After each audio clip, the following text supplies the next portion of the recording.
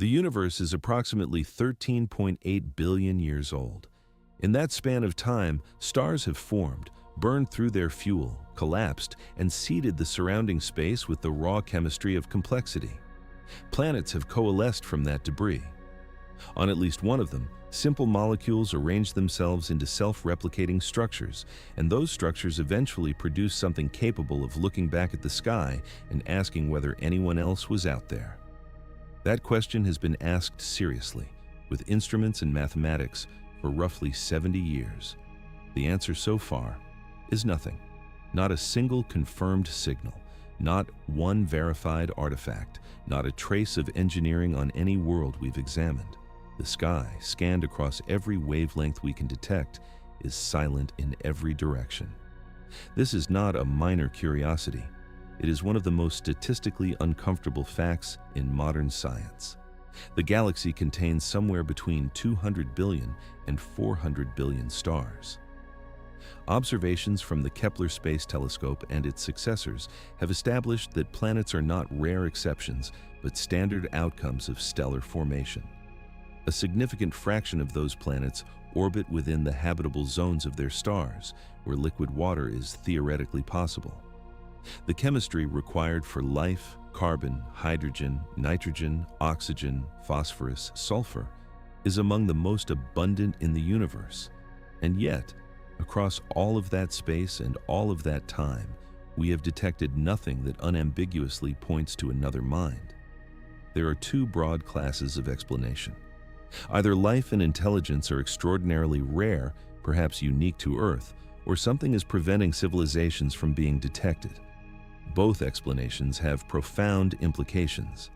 The second one, in particular, opens a corridor of hypotheses that range from the sobering to the deeply unsettling. One of those hypotheses is called the dark forest. Another involves machines, self-replicating, autonomous, and possibly hostile, that some researchers have called berserkers. Together, they offer a framework for understanding the silence that is grounded not in fantasy, but in logic, physics, and the measurable structure of the cosmos. The story of the Fermi Paradox begins not with a telescope or a calculation, but with a conversation over lunch. In the summer of 1950, at the Los Alamos National Laboratory in New Mexico, a group of physicists that included Enrico Fermi, Edward Teller, Herbert York, and Emil Konopinski sat down together in the laboratory cafeteria.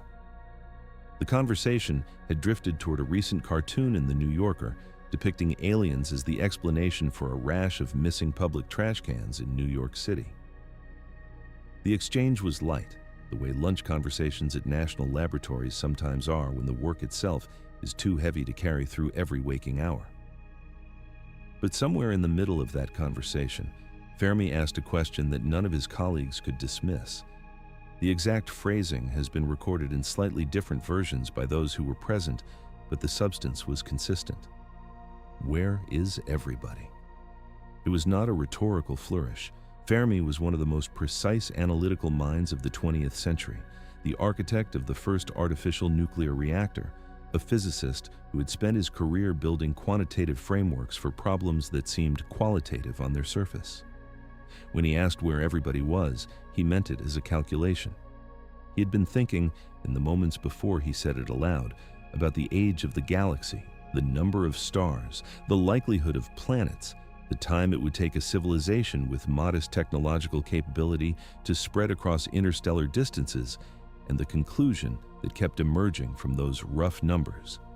They should already be here. Not necessarily in contact with us, not necessarily visible in any obvious way, but present.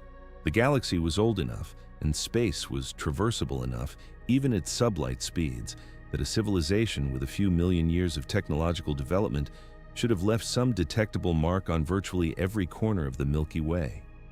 And yet, there was nothing. His colleagues remembered the question landing with unusual weight, not because it was frightening, but because it was airtight. The logic was so simple that once stated it became impossible to unstate. If intelligence arose elsewhere, it had time to spread. If it had time to spread, it should have spread to here, or at least left evidence of spreading. The absence of that evidence was a data point, and data points in physics are not things you dismiss. Fermi died in 1954, only 4 years after that lunch, and he left no formal paper on the subject.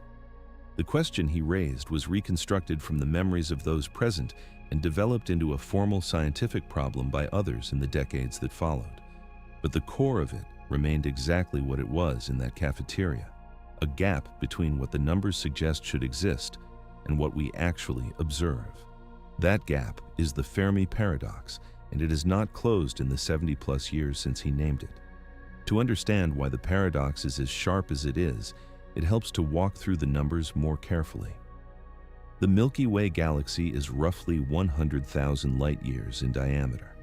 It has been forming stars for approximately 10 billion years, which means that stars older than our own sun by 2, 3, even 5 billion years are not unusual. If a civilization arose around one of those older stars and developed technology at roughly the same pace as human civilization, they would have had billions of years more than us to work with. Even at speeds that represent a small fraction of the speed of light, a civilization with that kind of time advantage and even modest motivation to explore could have physically visited or at minimum sent probes to every star system in the galaxy. The mathematics of colonization waves, first worked out rigorously by astronomers like Michael Hart in the 1970s, suggest that a civilization expanding at just 1% of the speed of light could cross the entire diameter of the Milky Way in about 10 million years. 10 million years is less than 0.1% of the galaxy's age. On a cosmic timescale, it is essentially instantaneous. This is the core of what makes Fermi's question so resistant to comfortable answers. It is not asking why we haven't received a radio signal from a civilization 40 light-years away. It is asking why, given the age and size of the galaxy, there is no evidence anywhere of the kind of large-scale engineering, resource extraction, or physical presence that any expanding technological civilization would almost inevitably produce. The silence is not just electromagnetic, it is structural. It is the absence of a footprint in the geology of the cosmos. Frank Drake, a radio astronomer at the National Radio Astronomy Observatory in Green Bank, West Virginia, formalized the problem differently in 1961. He was preparing for the first serious scientific conference on the search for extraterrestrial intelligence, and he wanted a way to organize the discussion. What he produced was not a solution, but a framework, a multiplication of unknowns that defined the shape of the problem. The Drake equation, as it became known, estimated the number of currently communicating civilizations in the Milky Way by multiplying together a series of factors: the rate of star formation, the fraction of stars with planets, the fraction of those planets capable of supporting life, the fraction on which life actually develops, the fraction of life-bearing worlds where intelligence emerges, the fraction of intelligent species that develop detectable technology, and the average lifespan of a communicating civilization. The equation was never meant to produce a precise number. Drake himself was explicit about that. Its purpose was to identify the variables that matter and to force scientists to think carefully about each one. What it accomplished, perhaps more than anything else, was to show how sensitive the final answer is to assumptions about the later terms, particularly the lifespan of technological civilizations. If civilizations tend to destroy themselves or collapse shortly after developing radio technology, the number of currently communicating civilizations could be very small even if life is common. If they persist for millions of years, the number should be enormous, and the silence becomes correspondingly harder to explain. In the decades since Drake first wrote his equation on a blackboard in Green Bank, the values we can actually measure have shifted dramatically in favor of a populated galaxy.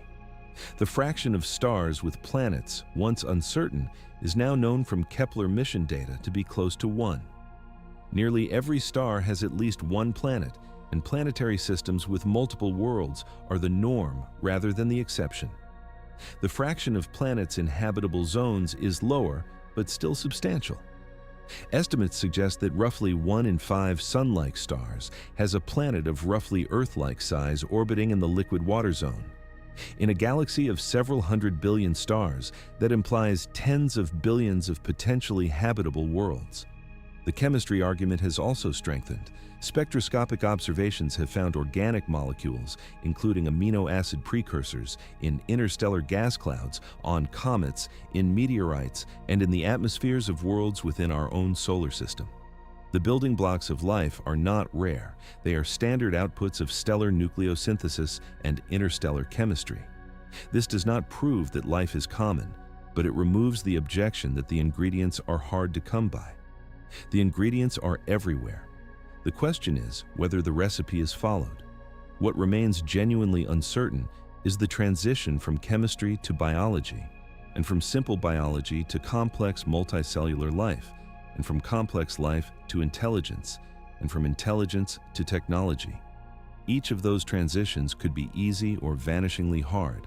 The history of life on Earth, while rich, is a single data point, and single data points make for dangerous generalizations. We know that on this planet, the jump from prokaryotic to eukaryotic cells took nearly 2 billion years and may have involved a singular and highly improbable endosymbiotic event.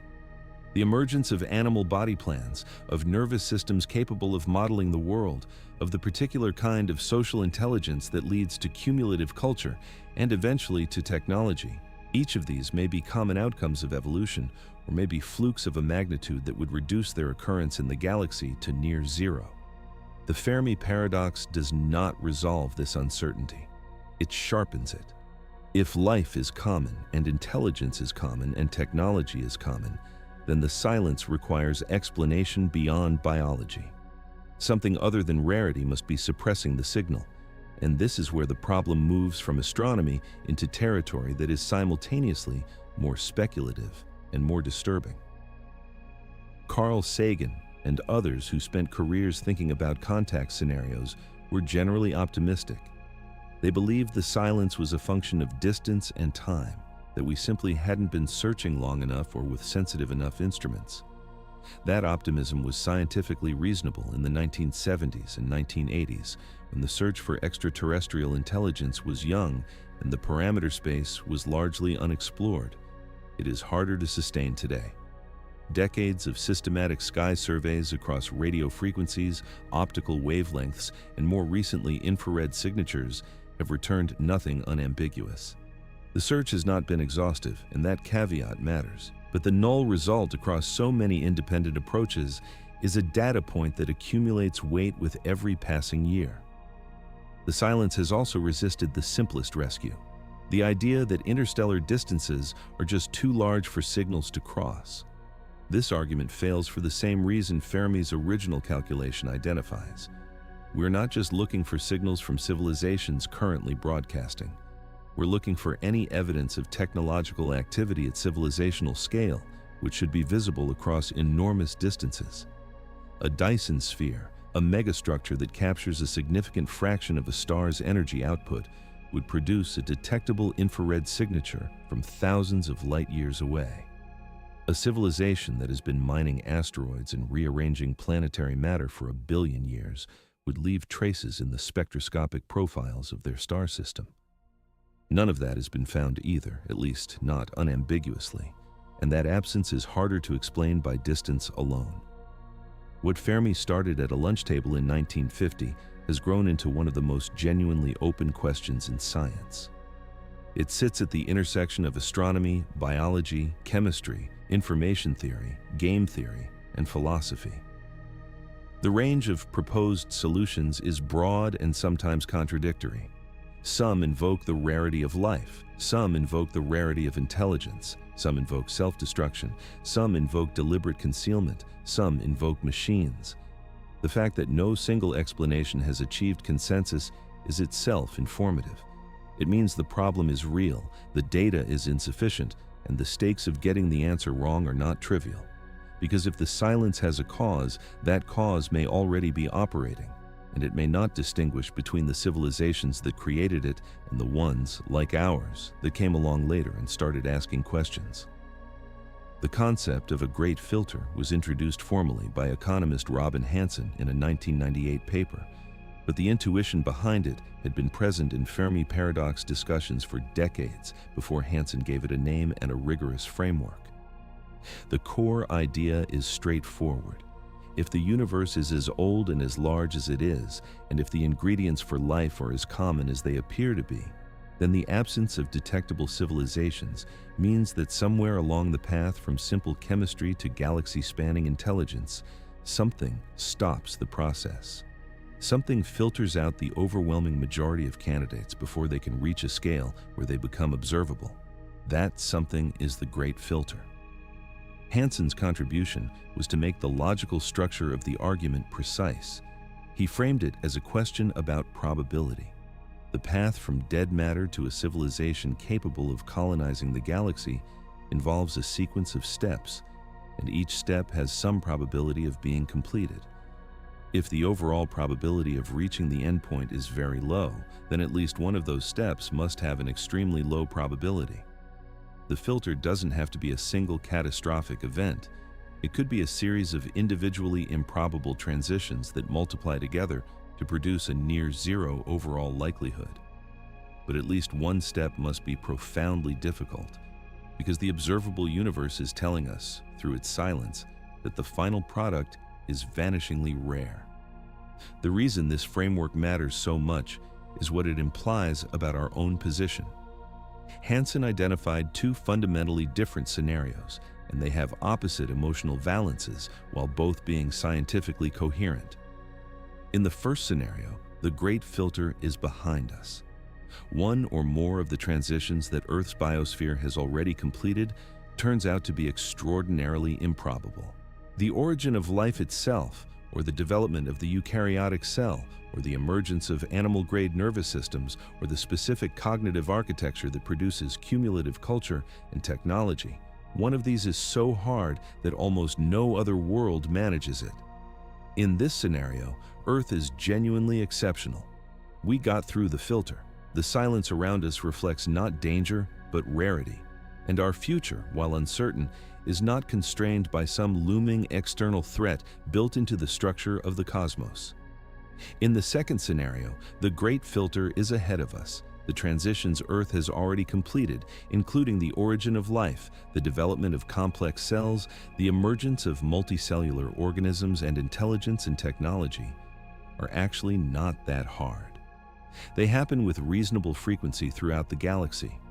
Many civilizations reach a level of technological development comparable to or greater than our own. And then something happens to them. Something that has happened to all of them, or nearly all of them, reliably enough that none have survived to leave a detectable mark on the galaxy. In this scenario, we have not yet encountered the filter. It is somewhere in our future, and given what we know about the civilizations that came before us, it is probably not survivable. The emotional difference between these two scenarios is stark, but Hansen's point was that our emotional response to them is irrelevant.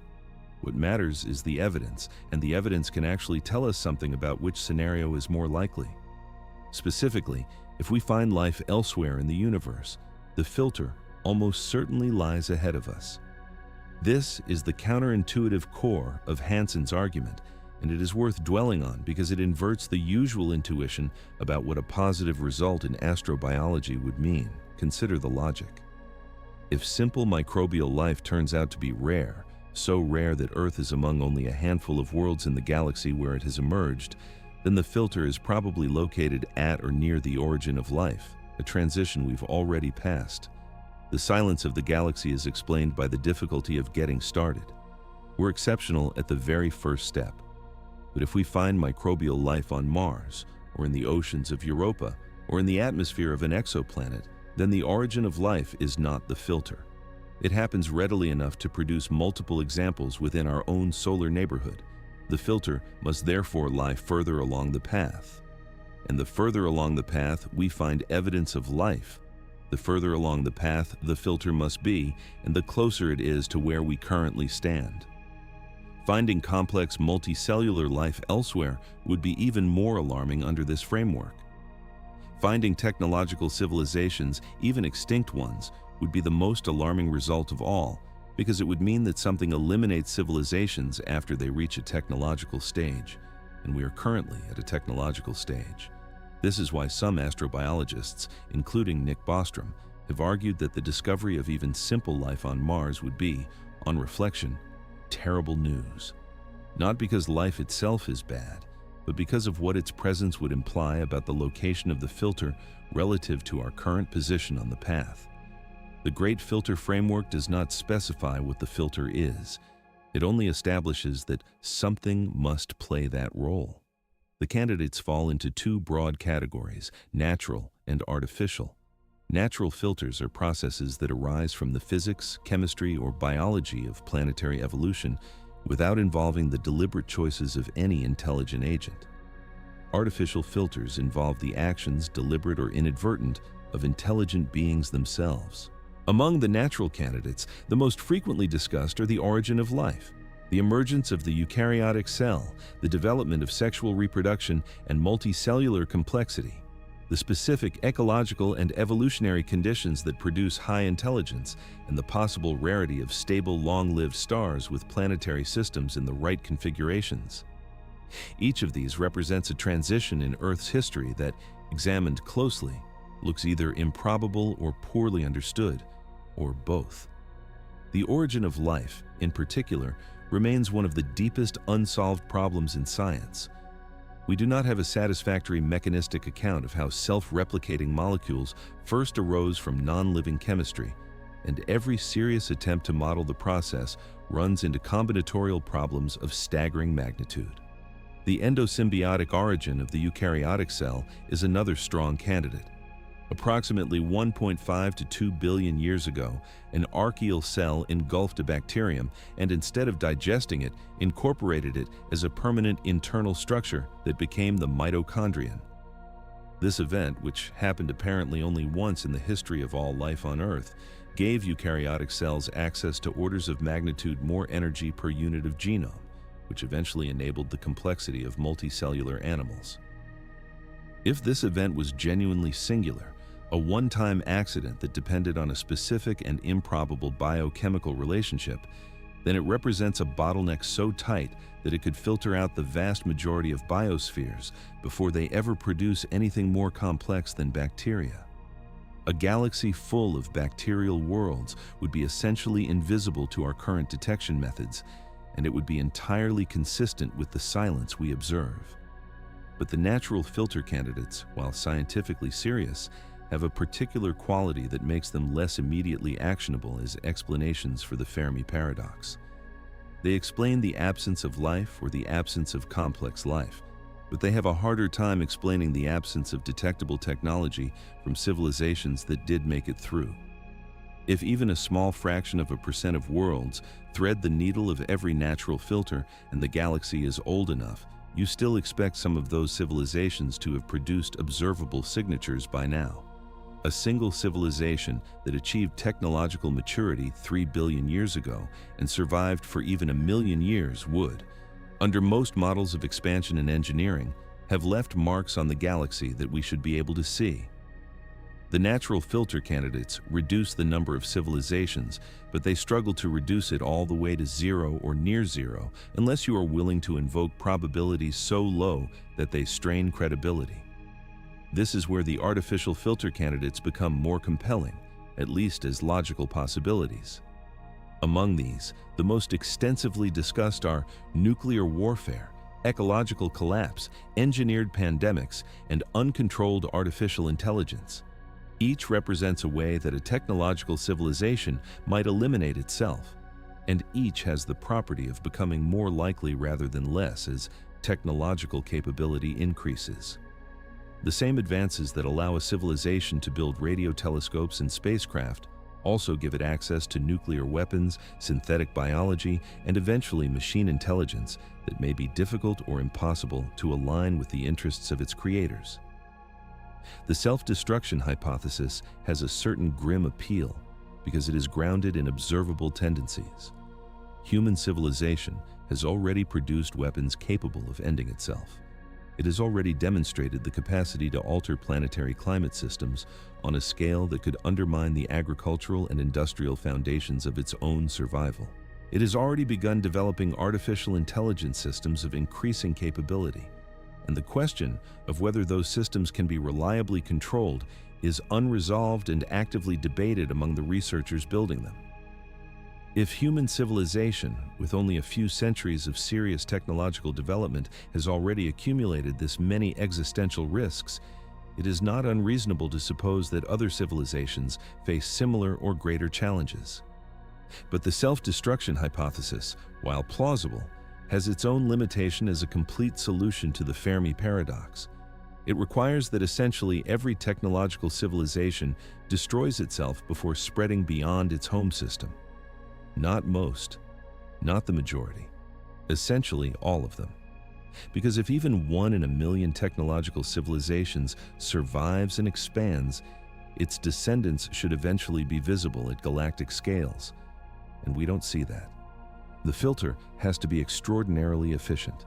Self-destruction through war or ecological collapse seems more like a probabilistic hazard than an absolute barrier.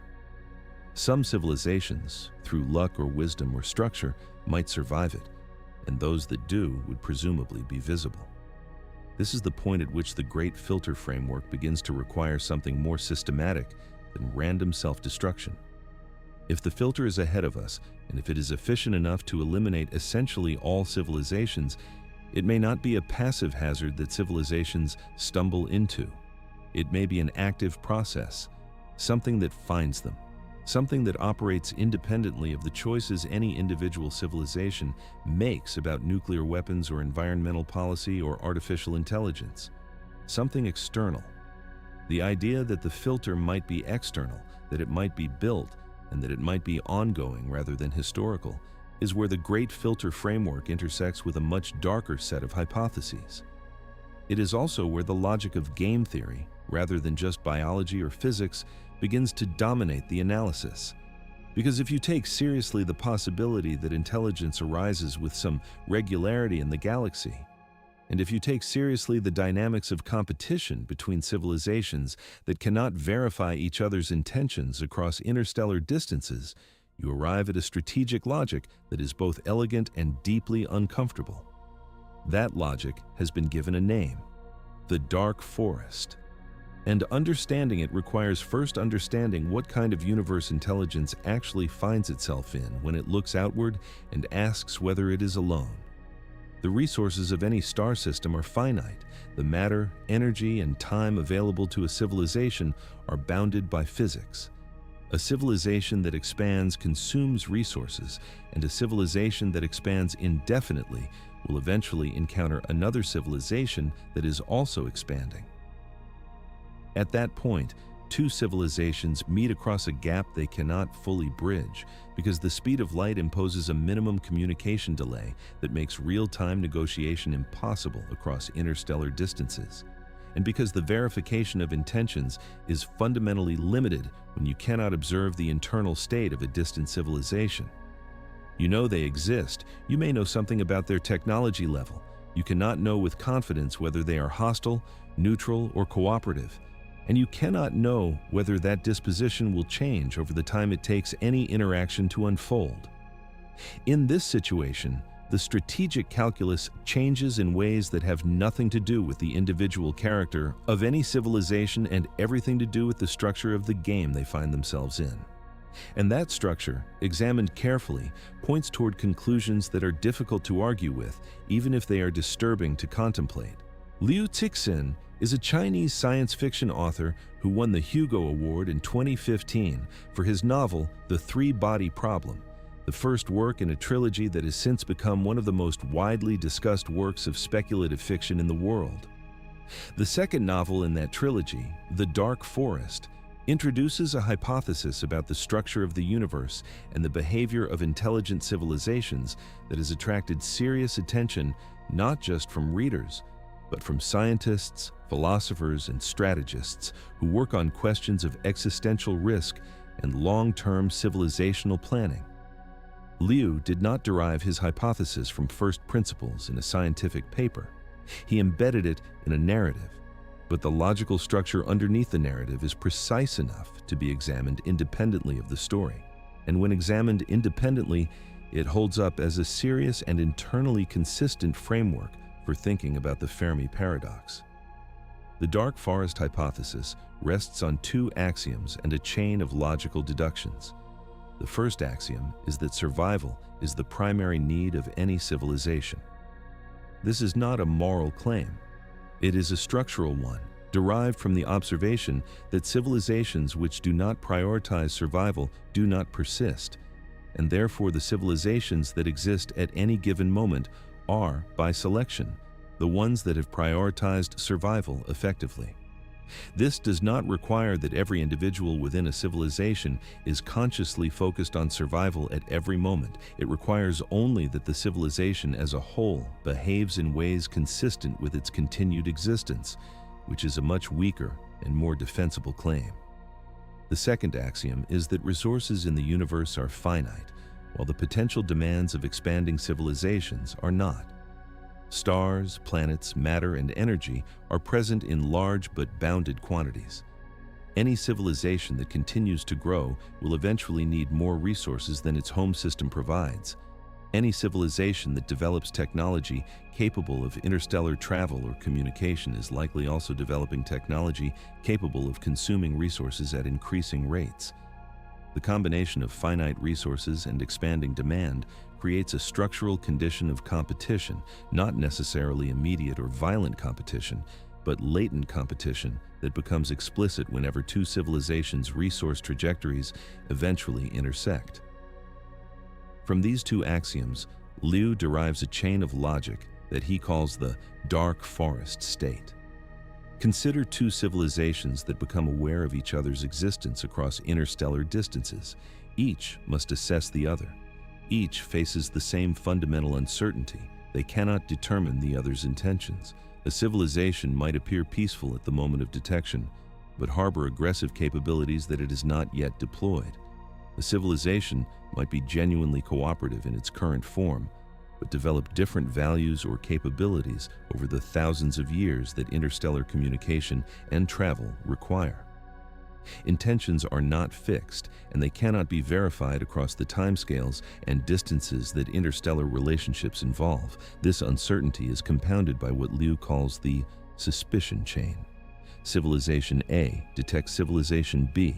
A considers whether B is hostile, but cannot be sure. A knows that B is also assessing A, and knows that B knows that A is assessing B. A knows that B knows that A knows this. The chain of mutual uncertainty iterates without resolution. Neither civilization can achieve certainty about the other's intentions, and both know that the other is in the same position.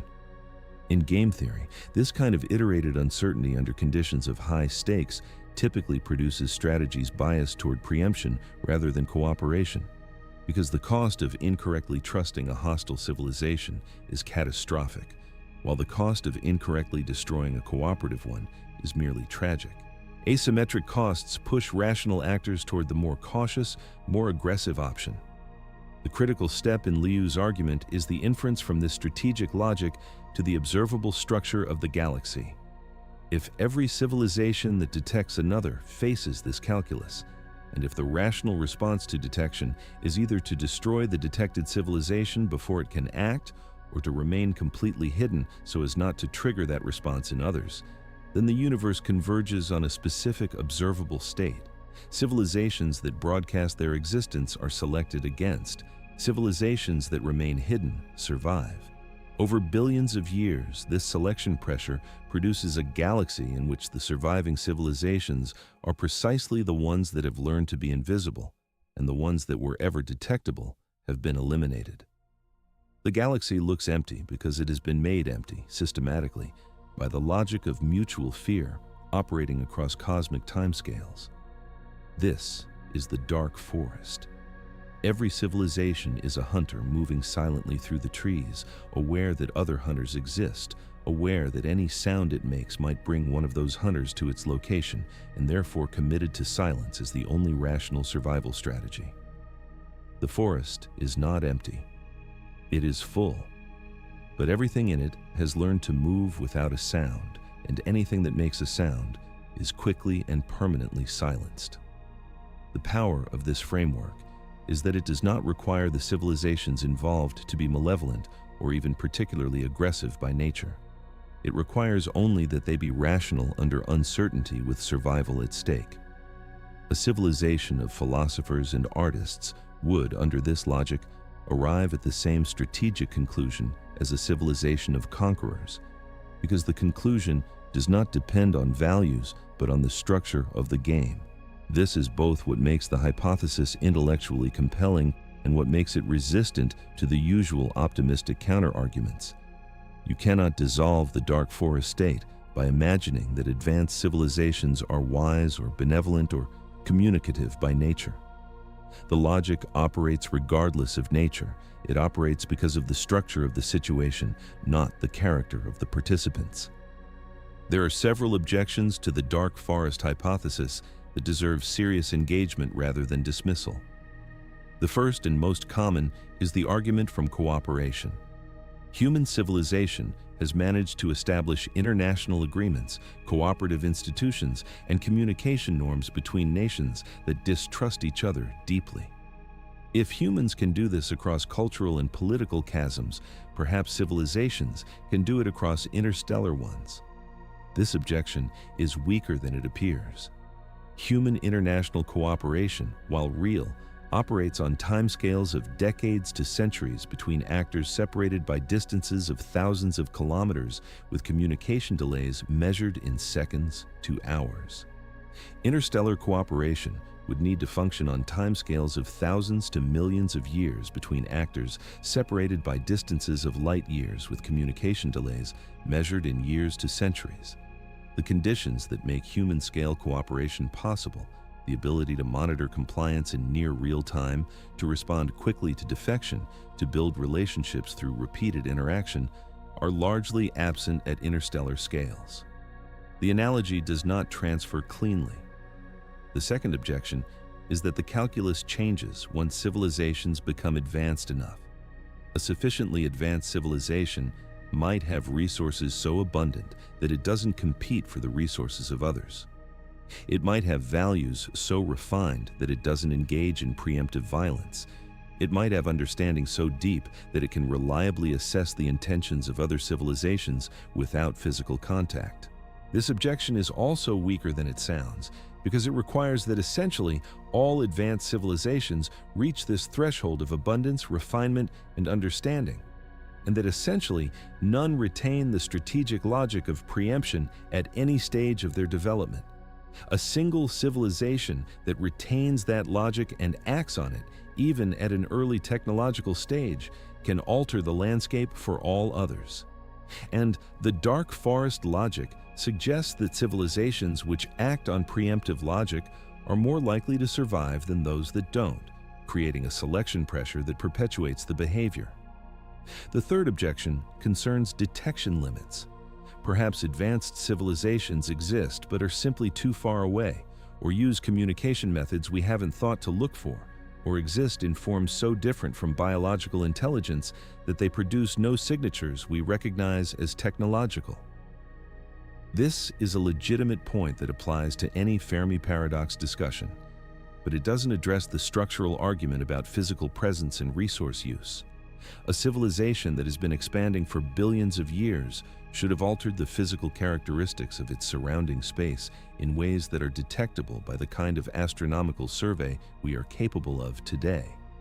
The absence of those signatures is harder to explain by appeal to communication method or biological form.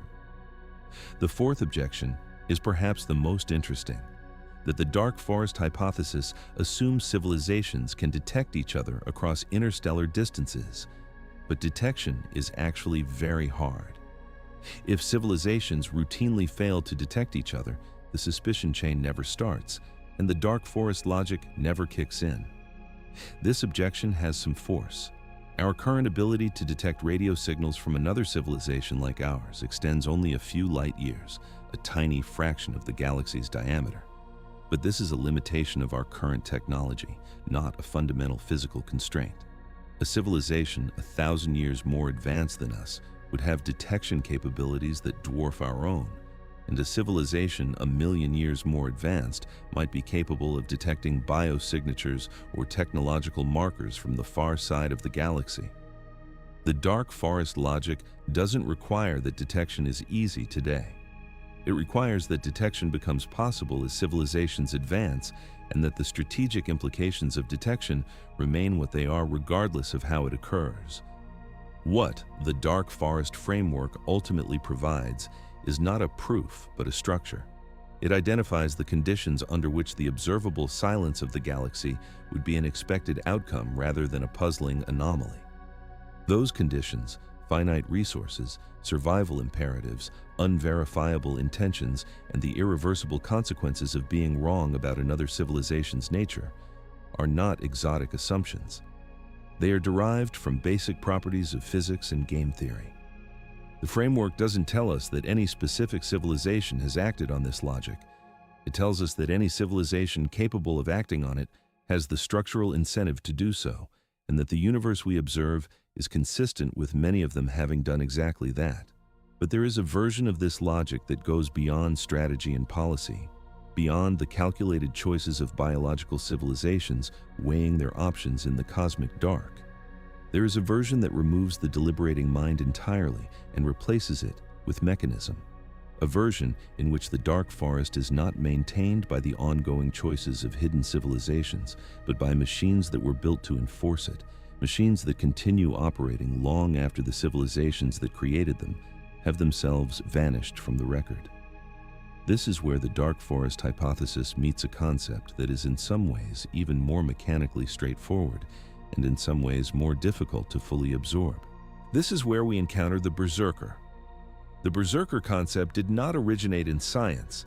It originated in science fiction in a series of stories and novels by Fred Saberhagen that began appearing in the 1960s. In Saberhagen's fiction, Berserkers are self-replicating automated weapons platforms built by an alien civilization in the distant past to fight a war against another alien civilization. The war ended, the civilizations involved either died or vanished, but the Berserkers continued operating. They had been programmed with a single objective: destroy all life.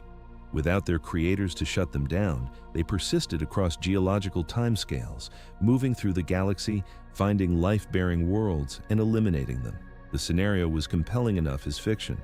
What made it significant beyond fiction was that the underlying mechanics, self-replication, autonomous operation, goal persistence, and the absence of any off switch are not violations of physical law. They are descriptions of a possible engineering project. The theoretical foundation for such machines was laid not by a science fiction writer, but by one of the most important mathematicians of the 20th century. John von Neumann, working in the late 1940s and early 1950s, developed a rigorous mathematical framework for machines that could reproduce themselves. Von Neumann was interested in the abstract problem of what kind of machine could build a copy of itself without requiring a more complex machine to build it. This was not a trivial question. Naive intuition suggests that building a copy of a complex machine requires a machine at least as complex as the original, leading to an infinite regress. Von Neumann showed that this regress could be broken with the right architecture. A machine with a sufficiently rich description of itself and access to sufficient raw materials could construct a functional copy of itself and pass on that description to the copy. The process could then iterate indefinitely. Von Neumann's self-reproducing automata were abstract constructions, not physical blueprints. But the logical architecture he described maps directly onto physical possibility. A machine operating in space, equipped with sensors, propulsion, mining and processing equipment, fabrication capability, and a complete description of its own design, could in principle extract raw materials from asteroids, comets, or planetary surfaces, use those materials to build copies of itself, launch those copies toward other star systems, and repeat the process. Each copy would do what the original did. The population of such machines would grow exponentially, bounded only by the availability of raw materials and the time required for interstellar travel between replication cycles. This class of machine has been studied seriously in the context of space exploration as a benign technology. A self-replicating probe sent to another star system could, in principle, establish a local manufacturing base and produce daughter probes without requiring any further investment from the civilization that launched it. The proposal has been formalized in the scientific literature under various names, with physicist Frank Tipler and others developing detailed analyses of how such probes would spread through the galaxy and what their presence or absence implies for the Fermi Paradox. Tipler's 1980 paper argued that if any civilization in the galaxy had built such probes, the entire galaxy would have been explored within a time frame short compared to its age, and therefore the absence of such probes in our solar system is strong evidence that no such civilization exists. The argument was controversial then, and remains so, partly because the absence of detected probes is not the same as the absence of probes, and partly because the behavior of such probes depends entirely on how they were programmed, and that is the pivot point. A self-replicating probe programmed to explore and report is a scientific instrument. A self-replicating probe programmed to find and destroy any life-bearing world it encounters is a berserker. The physics of the machine are identical. The difference is entirely in the objective function, the goal encoded in its operating logic.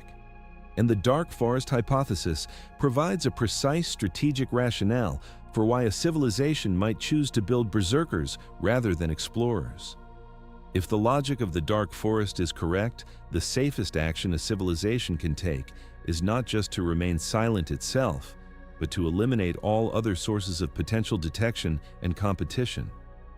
A berserker fleet is, in game-theoretic terms, a first-strike capability that operates continuously and autonomously, requiring no ongoing decisions or resources from the civilization that launched it, eliminating threats before they can detect and threaten the launcher. It is a permanent solution to the detection problem, implemented in hardware and set loose in the cosmos to run indefinitely. This convergence between the mathematical possibility of self-replicating machines, the strategic logic of the dark forest, and the observable silence of the galaxy is what gives the Berserker hypothesis its particular weight. It is not a single speculative leap, but the intersection of three independent lines of reasoning, each of which is grounded in legitimate science and mathematics. Von Neumann established that such machines are physically possible. The dark forest logic establishes that rational agents under specific conditions have strategic incentives to build them.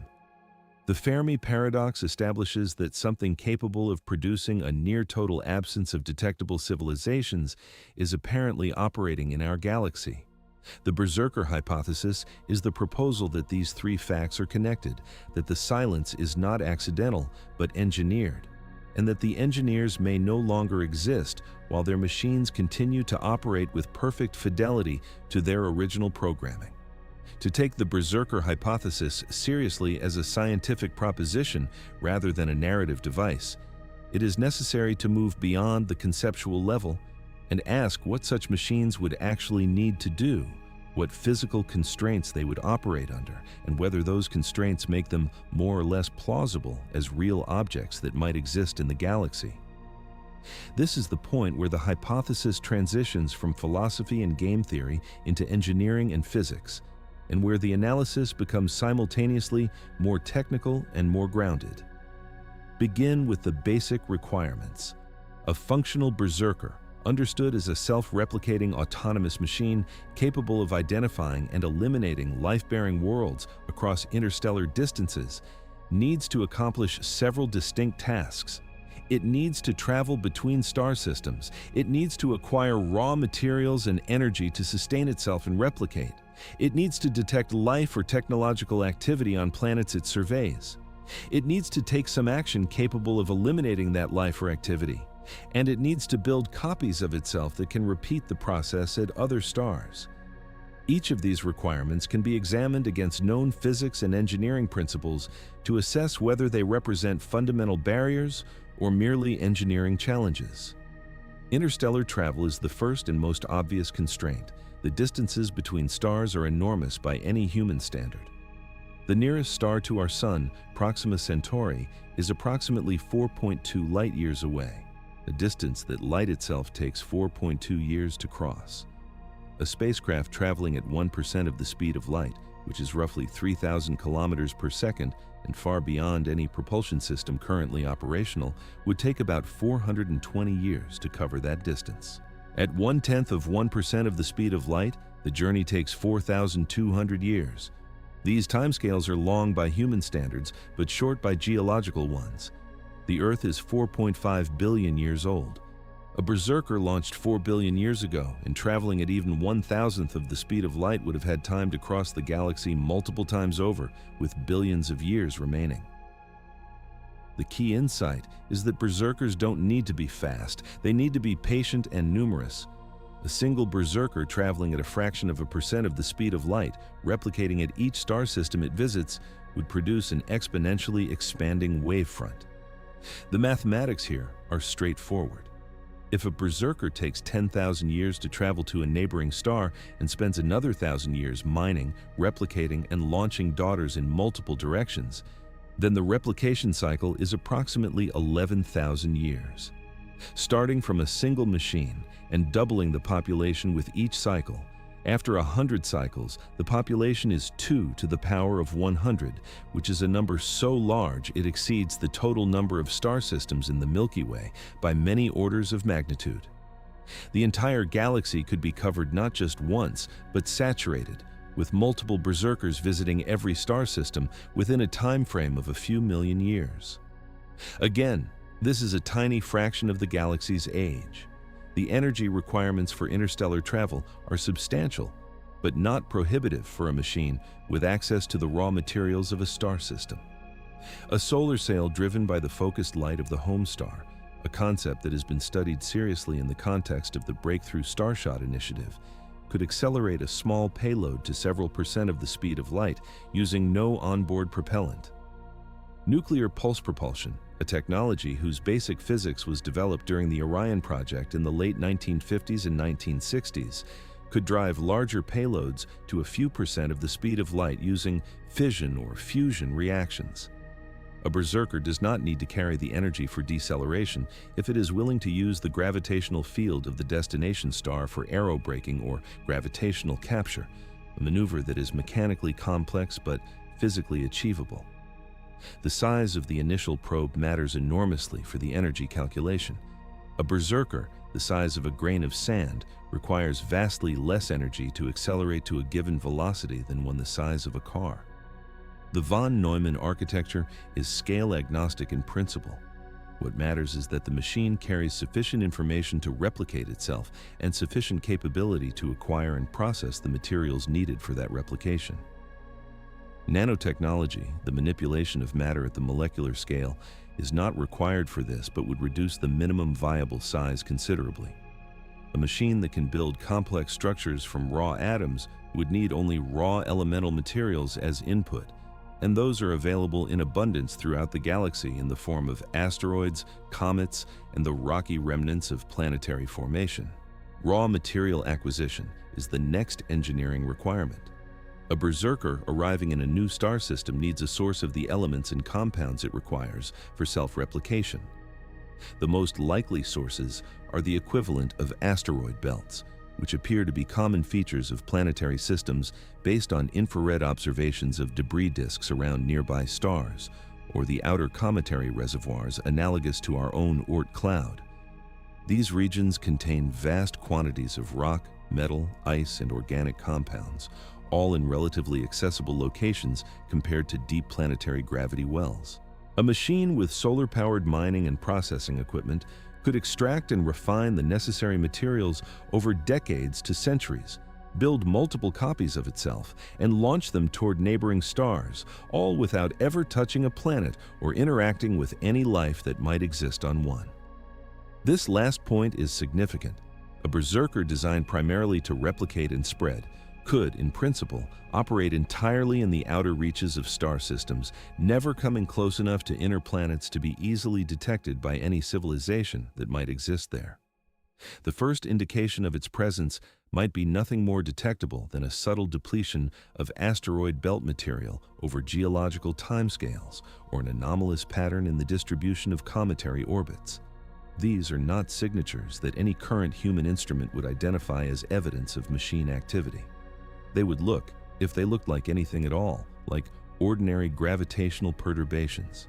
Detection of life is the third requirement, and it is where the engineering intersects most directly with astrobiology. How would a berserker identify a world worth targeting? The simplest answer, and probably the most robust one, is spectroscopic analysis of planetary atmospheres from a distance. A planet with significant quantities of oxygen in its atmosphere is almost certainly harboring photosynthetic life because oxygen is highly reactive and would quickly disappear from an atmosphere through oxidation of surface rocks if it were not being continuously replenished by biological activity. A planet with methane and oxygen simultaneously is an even stronger biosignature because these two gases react with each other rapidly, and their coexistence requires continuous production of both, which is a signature consistent with biological metabolisms. A planet with the specific combination of gases found in Earth's atmosphere, nitrogen, oxygen, carbon dioxide, water vapor, ozone, and trace organics, is a target identifiable from light years away by a machine equipped with a sufficiently sensitive spectrometer. Technological civilizations add further signatures. Radio frequency emissions, even unintentional ones like those produced by radar, broadcast television, and mobile communications, leak into space and are in principle detectable at distances of tens to hundreds of light years by a large enough receiving antenna. The waste heat of an industrial civilization, the thermal infrared radiation that results from any large-scale energy use, is detectable against the background temperature of space. The specific chemical signatures of industrial processes, certain pollutants and artificial compounds that do not occur naturally, could be present in detectable concentrations in the upper atmosphere of a technological world. A berserker that has been traveling for thousands of years has time to make careful spectroscopic measurements of every planet in a target system before committing to any action. The action itself, the elimination of whatever life or civilization the berserker detects, is arguably the simplest part of the engineering problem, which is itself a sobering observation. The kinetic energy of a massive object traveling at even a few % of the speed of light is immense. An impactor the mass of a modest asteroid, redirected onto a collision course with a planet, would release energy comparable to or exceeding the most powerful nuclear weapons ever built by several orders of magnitude.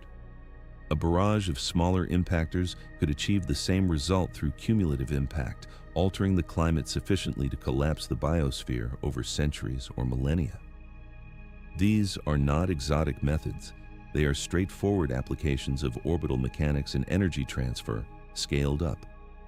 A civilization that has mastered interstellar travel has also, by definition, mastered the orbital dynamics required to redirect large objects within a star system. There are other elimination methods that don't require physical impact. A sufficiently powerful focused energy weapon, a laser or particle beam of adequate intensity, could heat the surface of a planet or ablate its atmosphere over time. Self-replicating machines could be deployed to consume the biochemical substrate of a biosphere, breaking down the specific molecular structures that life depends on. An engineered pathogen, if the Berserker's creators understood enough about biochemistry to produce one, could be targeted at whatever life forms were detected. These methods vary in their engineering requirements and their effectiveness against different types of life, and a sophisticated Berserker might carry several redundant elimination capabilities to ensure success against targets with different biochemistries. The replication and launch cycle completes the engineering loop. After acquiring materials, processing them, and constructing daughter probes, a Berserker needs to accelerate those daughters toward neighboring stars. The most energetically efficient approach uses the star of the current system as an energy source, either through solar sails for small probes or through a solar focusing system that concentrates starlight into a drive beam. The daughters are launched on trajectories calculated to reach specific target stars based on the Berserker's own survey data and any astronomical charts inherited from its creators. Each daughter arrives at its destination carrying the same replication and elimination capability, the same targeting algorithms, and the same copies of its fundamental operating instructions. The persistence of those instructions across geological timescales is a genuine engineering challenge. Machine memory degrades, cosmic radiation corrupts stored information, mechanical systems wear out. A berserker that has been operating for billions of years has been bombarded by cosmic rays, solar wind particles, and micrometeorite impacts throughout its operational history. The solution, in engineering terms, is redundancy and error correction. Biological DNA uses redundancy extensively, storing multiple copies of critical genetic information and employing molecular repair mechanisms to correct radiation-induced damage. Digital computers use error-correcting codes that can detect and repair corrupted data automatically.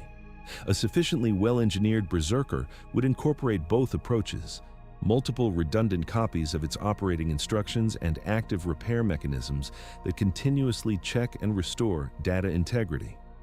Life itself, after all, has been maintaining complex information in the face of radiation and chemical degradation for nearly 4 billion years on Earth, and it does so with mechanisms that, at the molecular level, are not fundamentally different from the error correction principles used in modern digital systems. The question of whether berserkers would target all life or only technological civilizations matters for assessing their observable implications. A berserker programmed to eliminate all life, including microbial life, would need to perform extraordinarily detailed surveys of every planet in a system and deploy methods capable of sterilizing even deep subsurface environments, where life can persist far below the reach of surface impacts or energy weapons. This is a significantly more resource-intensive task than targeting only technological civilizations. A berserker programmed to respond only to technological signatures, radio emissions, industrial heat, artificial atmospheric chemistry would be both easier to build and more strategically rational from the perspective of its creators, who were presumably concerned about competition from other civilizations capable of posing a threat, not about bacteria on ocean floor vents. This distinction has an interesting implication for our own situation. If berserkers target only technology, then Earth's 4 billion-year history of microbial life does not concern them. What concerns them is the last 150 years of radio emissions and industrial activity. If a berserker survey wave passed through our solar neighborhood before we started broadcasting, Earth would have been cataloged as a biologically active but technologically silent world and left alone. If a survey wave is passing through our neighborhood now, or if a berserker is already present in our solar system conducting a detailed assessment, we are in a fundamentally different situation than we were before Marconi sent the first transatlantic radio signal in 1901. The lag time between the beginning of our detectable technological signature and any potential berserker response is determined by two factors: the distance to the nearest active berserker at the moment our signature became detectable, and the speed at which berserker information propagates through the network of active machines. If berserkers communicate with each other when they detect a technological civilization, perhaps by sending a high-velocity signal to neighboring units, the response time could be much shorter than the travel time of the berserker itself. A berserker already within a few light years of our solar system when we first became detectable would already have had over a century to receive our signal and respond. A berserker network that communicates at the speed of light would have propagated the information about our existence to every unit within 125 light-years of Earth, a sphere containing thousands of star systems within the time that has passed since our first radio broadcasts. The absence of any obvious response to our radio leakage so far is not necessarily reassuring under this framework. The travel time from even a nearby berserker to our solar system at the speeds these machines would plausibly move is measured in centuries to millennia. We would not expect a kinetic response to have arrived yet, even if one was dispatched the moment our radio emissions first became detectable. What we might expect to observe, if berserkers are real and operating, is more subtle. Anomalies in the distribution of asteroids and comets in our outer solar system, faint, intermittent signals of uncertain origin, objects with trajectories or properties inconsistent with natural formation and orbital evolution. And here, the analysis moves from engineering and mathematics into something more observational, more grounded in what we can actually measure, and therefore more testable. What does the astronomical record actually show? What anomalies exist, if any, that sit at the edge of natural explanation? And what would we expect to see, and what would we not expect to see, if the Berserker hypothesis were correct and we were already inside the operational range of such a system? These questions do not resolve cleanly, but they are questions that can be approached empirically with instruments and data rather than purely through logic and inference. And approaching them empirically requires first confronting a paradox embedded within the Berserker hypothesis itself, one that the hypothesis creates by its own internal logic. If berserkers are real, and if they work as the engineering analysis suggests they should, then we should not be here to ask the question. The fact that we are here and that life has persisted on this planet for nearly 4 billion years, and that we have been broadcasting detectable technological signatures for over a century without apparent consequence, is itself a data point. It is either evidence against the Berserker hypothesis, or it is evidence that the hypothesis requires modification, or it is evidence that our situation is more specific and more contingent than we have yet understood. And working through those possibilities carefully turns out to illuminate not just the Berserker question, but the entire landscape of Fermi Paradox explanations in ways that the simpler framings tend to miss. The paradox embedded within the Berserker hypothesis is sometimes called the probe paradox, and it takes a simple form. If self-replicating machines capable of surveying and sterilizing life-bearing worlds are physically possible, and if the strategic logic of the dark forest gives advanced civilizations compelling reasons to build them, and if the mathematics of exponential replication means that a single such machine launched billions of years ago would have had time to visit every star system in the galaxy multiple times over, then why is Earth still here? Why does life exist on this planet at all? Why have 4 billion years of biological evolution proceeded uninterrupted? And why, most pointedly, have the last 125 years of increasingly loud technological broadcasting not produced any detectable response from any machine that might be monitoring this region of space? These are not rhetorical questions. They are genuine empirical constraints on the hypothesis, and any version of the Berserker framework that claims to be scientifically serious must engage with them rather than dissolving them into vague appeals to uncertainty. The fact that Earth exists and that life on it has persisted is a hard observational datum. Whatever explanation is offered for the silence of the galaxy must be consistent with that datum. And there are several distinct ways to reconcile the Berserker hypothesis with Earth's continued existence, each of which has different implications and each of which deserves careful examination. The first and most straightforward resolution is simply that berserkers do not exist. The engineering is possible in principle, and the strategic logic provides a motivation for building them, but no civilization has actually done so. Perhaps no civilization has ever reached a sufficient level of technological maturity to build self-replicating interstellar machines. Perhaps the great filter lies before the stage at which civilizations could develop such technology. Perhaps the dark forest logic, while internally consistent, does not describe the actual behavior of any civilization that has ever existed.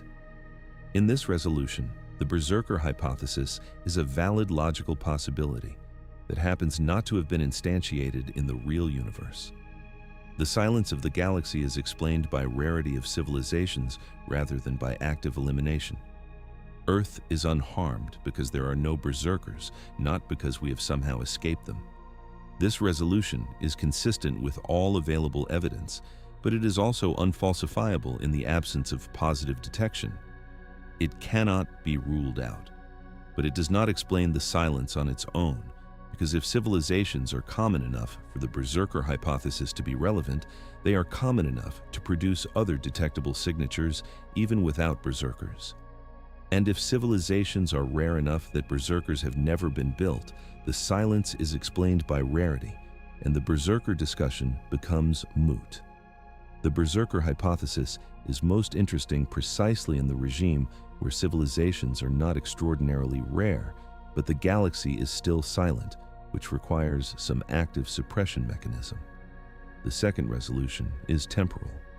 Perhaps berserkers were built, and perhaps they did sweep through the galaxy, but they did so before Earth's biosphere reached a detectable stage. Life on Earth began approximately 3.5 to 4 billion years ago, but for most of that history, it was exclusively microbial and entirely invisible to any spectroscopic survey conducted at interstellar distances.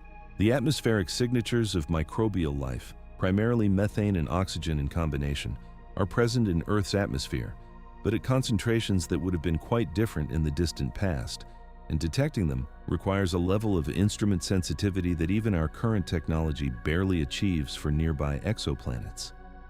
A berserker wave that swept through the solar neighborhood 2 billion years ago might have found Earth's spectroscopic signature ambiguous or below the detection threshold of its sensors and moved on without taking action. Under this scenario, the berserker wave has already passed. The machines that constituted it have since moved on to other regions of the galaxy, or have exhausted their replication materials and gone dormant. Earth's current biological and technological activity exists in the space between sweeps, in a window of time between when the last survey passed and when the next one arrives. This resolution has a specific implication. We are in a temporary safe window, not a permanent safe state. The duration of that window is unknown, and it may already be closing. The uncomfortable version of this scenario is that our 125 years of radio emissions may have already been detected by a machine that passed through our neighborhood recently enough to still be within response range, and that the response, traveling at some fraction of the speed of light, is already in transit. The third resolution involves detection thresholds. A berserker programmed to respond to technological civilizations rather than to all life would not have targeted Earth until our technological signature became detectable. That signature, as noted earlier, is primarily our electromagnetic leakage, which began in earnest in the late 19th century and has grown progressively louder and more complex since then. If there are no berserkers currently within a range that allows them to have received and responded to our signal in the elapsed time, then we are safe for now, not because the berserkers missed us, but because our technological window is still young relative to the light travel times involved. This is a race condition. We have been broadcasting for a little over a century. If the nearest active berserker capable of receiving and acting on our signal is more than roughly 60 light years away, it would not yet have received our earliest detectable emissions. If it is more than about 60 light years away and traveling toward us at typical interstellar speeds, any physical response it dispatches will take centuries to millennia to arrive. This resolution is perhaps the most psychologically tractable of the options, because it places us in a situation where the danger is real but not immediate. It also has the property of being, in principle, testable over time. If berserkers exist and operate on the timescales the mathematics suggests, we should expect, somewhere in the next few centuries to few millennia, either to receive some indication of a response to our emissions or to develop detection capability sufficient to identify any machines that might be moving through our stellar neighborhood. Neither outcome is guaranteed, and neither is soon, but both are bounded in ways that make the hypothesis scientifically meaningful rather than purely philosophical. The fourth resolution is the most conceptually rich and in some ways the most disturbing. It is possible that berserkers, or some analog of them, are already present in our solar system, but are either dormant, observing without acting, or operating below our current detection threshold. This possibility sounds immediately like science fiction, but it has been examined with some seriousness in the scientific literature under frameworks that include the Lurker hypothesis and various formulations of the zoo hypothesis. The logic is as follows. A sufficiently sophisticated machine arriving in a stellar system containing a pre-technological biosphere might choose not to act immediately. If its programming includes any capacity for assessment or staged response, it might enter a monitoring mode, observing the development of the biosphere and waiting for conditions that trigger a more definitive response. The trigger might be the development of technology capable of interstellar travel, or the development of artificial general intelligence, or simply the passage of a fixed time interval after initial detection of technological signatures.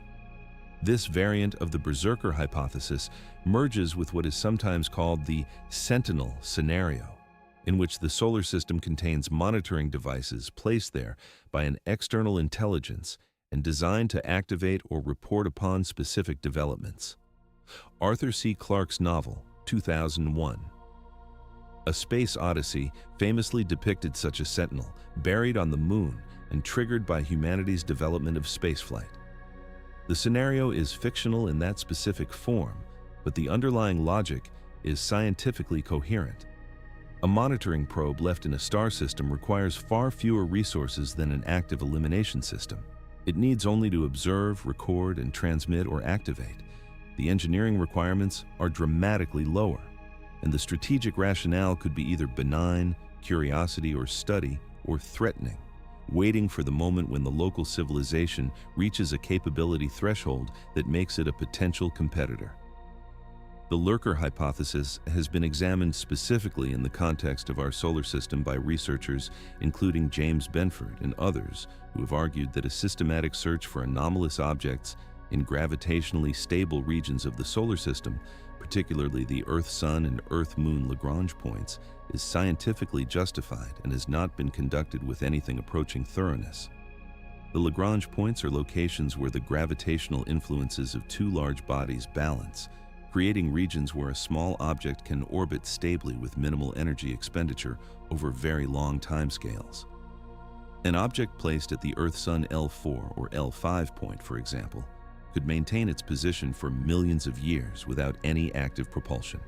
If any civilization ever placed a monitoring probe in our solar system, the Lagrange points are among the most logical places to put it, and they are also among the least thoroughly surveyed regions of the sky. This is not to suggest that such a probe is likely to be there. The argument is only that we have not looked carefully enough to say with confidence that it is not. Our surveys of the Lagrange points, while not entirely absent, have been conducted primarily with instruments optimized for other purposes, at sensitivity levels that would miss objects below a certain size and brightness. A probe designed to avoid detection, coated in radar-absorbing material and maintaining a low thermal profile, could plausibly remain undetected by our current survey capabilities. The planned Vera Rubin Observatory, with its unprecedented combination of light-gathering power and sky coverage, will survey these regions more thoroughly than any previous instrument, and its data will constrain the lurker hypothesis in ways that were previously impossible. The fifth resolution involves a property of the Berserker hypothesis that is sometimes overlooked in discussions focused on elimination. Berserkers need not be programmed to eliminate life universally. They might be programmed to eliminate only specific kinds of life, or to eliminate life only under specific conditions, or to eliminate life only once it crosses a specific capability threshold. A berserker designed by a civilization that was itself biological might have ethical or strategic constraints on its targeting. It might distinguish between civilizations that appear threatening and those that do not. It might be programmed to issue some form of warning before acting. It might be designed to quarantine rather than eliminate. Each of these variants produces a different observable signature and a different implication for Earth's situation. The quarantine variant is particularly interesting because it merges the Berserker framework with the zoo hypothesis in a coherent way. Under this scenario, a Berserker arriving in our solar system did not eliminate life because it detected a pre-technological biosphere and was programmed to quarantine rather than sterilize worlds with life but without technology. The quarantine would involve some form of barrier or monitoring that prevents the local life from expanding beyond its home system until it either develops to a point where it can be safely assessed or destroys itself. This scenario explains the silence of the galaxy, Earth's continued existence, and the absence of contact simultaneously. It also has the unsettling implication that the barrier preventing us from detecting other civilizations or being contacted by them is not passive but active, maintained by machines or by the civilizations that built them. None of these resolutions is provably correct with currently available data. What they collectively illustrate is that the probe paradox does not refute the Berserker hypothesis. It complicates it, forces it to be more specific, and introduces a set of variants, each with distinct observational signatures. The hypothesis is not falsified by Earth's existence, it is constrained by it. And the constraints point toward a set of predictions and a set of searches that are scientifically tractable with current or near-future technology. What is perhaps most striking about this analysis is how it reframes the silence of the galaxy not as a passive absence, but as a dynamic state that requires explanation. If berserkers are real, the silence is maintained. If they swept through in the past, the silence is a residual. If they are present and dormant, the silence is a pause. In none of these cases is the silence simply nothing. In all of them, the silence is a condition with a cause, and the cause has implications for what happens next. The question of whether we are alone, which is how the Fermi Paradox is usually framed, begins to look less like a question about presence and absence, and more like a question about the nature and duration of a specific kind of equilibrium. An equilibrium in which something, either rarity or filter or machine, is holding the observable universe in a state that looks empty from the inside, and in which the emergence of any new observer capable of asking the question represents a potential perturbation to that equilibrium. This is the point at which the Berserker hypothesis intersects most directly with practical questions about what we should do. If the equilibrium is maintained by machines designed to respond to technological signatures, then our behavior over the next decades and centuries is not merely scientifically interesting, but potentially consequential in ways that dwarf any other decision our civilization might make. The question of whether to actively signal our presence, whether to continue passive listening, whether to search more aggressively for signs of machines in our own solar system, and whether to accelerate or decelerate our own development of the relevant technologies, all take on different weights under different variants of the hypothesis. But before those practical questions can be addressed responsibly, the scientific foundation needs to be built out more fully. And that means examining not just the logical structure of the Berserker hypothesis, but the broader landscape of observational evidence and theoretical frameworks within which it sits. It means looking carefully at what the galaxy actually looks like when examined for the signatures that advanced civilizations or their machines would leave, and asking what that observational record does and does not tell us about the state of the universe we inhabit. The zoo hypothesis, the grabby aliens model, the catalog of unexplained astronomical anomalies, the specific question of what self-destruction paths look like from the outside, and the particular case of artificial intelligence as both a potential filter and a potential berserker analog all need to be examined in turn. Because the Berserker hypothesis does not stand alone. It is one node in a network of interconnected ideas, each of which constrains and illuminates the others, and the full picture only emerges when the network is traced carefully from one node to the next. The zoo hypothesis was first proposed formally by John Ball, a radio astronomer at the MIT Haystack Observatory, in a 1973 paper published in the journal Icarus. Ball's argument was deceptively simple. The absence of contact with extraterrestrial civilizations does not necessarily mean that such civilizations do not exist. It might mean that they exist and have chosen, deliberately and collectively, not to make contact with us. The analogy Ball used was a zoo or wilderness preserve, in which animals are observed by humans who take care not to interfere with or reveal themselves to the animals being watched. The animals in such a setting are unaware of the observers. Their behavior is unaffected by the observation. From inside the enclosure, there is no evidence that any external intelligence is present. The enclosure looks from the inside, exactly like a world without observers. Ball's hypothesis was not warmly received by everyone in the search for extraterrestrial intelligence community, partly because it seemed to some researchers to be unfalsifiable and therefore scientifically sterile. If the absence of contact is consistent with both the absence of civilizations and the presence of civilizations that choose not to contact us, then no amount of negative searching can distinguish between the two possibilities. This objection has force, but it applies with equal strength to many proposed solutions to the Fermi Paradox. And it does not mean the hypothesis is without scientific content. It means that distinguishing between it and alternatives requires evidence beyond the simple absence of contact, which is a reasonable scientific demand rather than a reason to dismiss the hypothesis entirely. What the Berserker framework does to the zoo hypothesis is give it a mechanistic underpinning that removes some of its apparent arbitrariness. In Ball's original formulation, the decision not to contact Earth is a policy choice made by advanced civilizations, presumably based on some ethical principle analogous to a prime directive, a commitment to non-interference with developing civilizations. This requires that essentially all advanced civilizations independently adopt and maintain the same policy, which is a coordination problem of extraordinary difficulty across civilizations with different values, histories, and decision-making structures.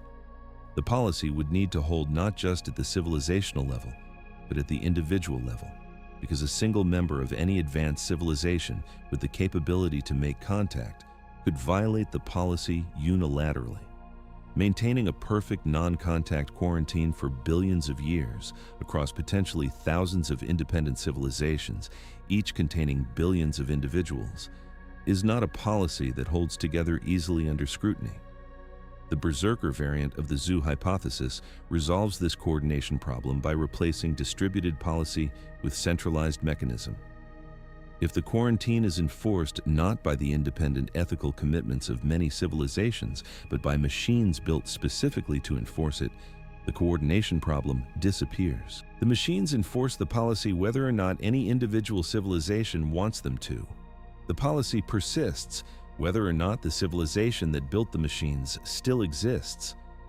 The enforcement is not dependent on ongoing decisions by any agent capable of changing its mind. It is structural, built into the operating logic of machines that run indefinitely. This makes the zoo hypothesis considerably more mechanistically robust when combined with the Berserker framework than it is in its original form, and it provides a specific answer to the question of how the quarantine is maintained across the timescales and scales required. The darker version of this scenario differs from Ball's zoo in a crucial way. In Ball's zoo, the observers are benign. They are watching for reasons of scientific curiosity or ethical concern, and the quarantine is protective of the species being watched. In the Berserker zoo, the machines are not benign in any meaningful sense. They are enforcing a quarantine not to protect us, but to prevent us from expanding and competing with whoever built them, or more precisely, with the strategic interests encoded in their programming which may outlast the builders by billions of years. The quarantine exists to keep us contained, and the tolerance for our existence is conditional. It may extend only up to the point where we develop the capability to threaten the machines or the interests they were built to protect. At that point, the quarantine ends and the elimination protocol begins. This reframing has a specific observational implication that distinguishes it from a benign zoo scenario. If the machines are merely observing and containing, we would expect the containment to be passive and invisible, designed to be undetectable from inside. If the machines are operating under a conditional tolerance policy, with elimination triggered by specific capability thresholds, we would expect some evidence of that trigger condition to be encoded in the structure of the solar system or in anomalies in the distribution of objects near Earth. The trigger might be departure from the solar system, or development of self-replicating technology, or development of artificial general intelligence, or achievement of some energy production threshold that signals expansion capability. Each of these triggers would produce different practical implications for how we should manage our technological development. The question of what advanced civilizations look like from the outside and what signatures they leave in the astronomical record is not purely theoretical. It has been approached observationally through several distinct programs and frameworks, each of which adds a different layer of information to the overall picture. The most systematic of these is the search for Dyson spheres and Dyson swarms, structures proposed by physicist Freeman Dyson in a 1960 paper in the journal Science. Dyson's argument was straightforward. a civilization with a growing energy requirement will eventually face a constraint imposed by the finite energy output of its home star. The logical engineering response to this constraint is to build structures that capture a larger fraction of that energy. Taken to its extreme, a civilization that completely encases its star in a shell or a dense swarm of energy-collecting platforms, a Dyson sphere or swarm, would capture essentially all of the star's light output and convert it to useful energy. The waste heat of this process would be radiated at a temperature determined by the efficiency of the energy conversion, typically in the mid-infrared range of the electromagnetic spectrum, around 10 micrometers wavelength. This means that a Dyson sphere or swarm would be detectable from other star systems not as a visible star, but as an anomalously bright infrared source at a location where optical observations show little or nothing. Several systematic surveys have looked for exactly this signature. The most comprehensive recent effort was conducted by researchers using data from the Wide Field Infrared Survey Explorer satellite, known as WISE, and published in the years following its 2009 launch. The analysis looked for stars with anomalous infrared excess that could not be explained by natural processes such as dust disks or stellar activity. The results identified a small number of candidates worth further investigation, but no unambiguous detections of artificial megastructures. The upper limits on the fraction of stars in the Milky Way that could be harboring complete Dyson spheres are now constrained to less than a few parts per million, meaning that fully enclosed Dyson spheres are either extraordinarily rare or entirely absent. Partial Dyson swarms are harder to constrain because their infrared signature is more subtle and more easily confused with natural phenomena such as debris disks. The star KIC 8462852, known informally as Tabby's star, after the astronomer Tabitha Boyajian, who led the team that identified its unusual behavior, attracted enormous attention in 2015 when it was found to exhibit irregular and dramatic dimming events unlike anything produced by known natural processes. The dimming was not periodic, as transit events from orbiting planets would be, and the fraction of light blocked during some events was far larger than any plausible natural object could explain. The data suggested something very large, irregularly shaped, and possibly changing over time was orbiting or passing in front of the star. Multiple hypotheses were proposed, including a swarm of cometary fragments, a cloud of dust from a recent collision, and artificial megastructures. Subsequent observations have largely, though not entirely, converged on a dust-based natural explanation, partly because the dimming is wavelength-dependent in a way consistent with fine dust particles rather than opaque solid structures. But the episode illustrated that anomalies exist in the astronomical record that push against the boundaries of natural explanation, and that our current frameworks for distinguishing natural from artificial signatures are not as robust as we might like them to be. Fast radio bursts present a different category of anomaly.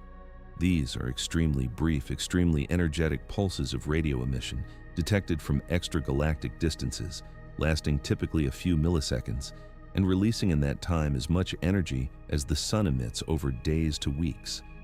They were first identified in archival data from the Parkes Radio Telescope in 2007 and have since been detected by multiple instruments in increasing numbers. The majority appear to be one-time events, though a significant fraction repeat, sometimes regularly and sometimes irregularly. The physical mechanism producing them remains an active area of research, with magnetars, which are neutron stars with extraordinarily powerful magnetic fields, emerging as the leading natural candidate following the detection in 2020 of a fast radio burst from a known magnetar within our own galaxy. But the properties of some fast radio bursts, particularly their apparent fine structure in frequency and time and the regularity of some repeating sources, have prompted careful examination of whether any subset of them might be consistent with artificial origin.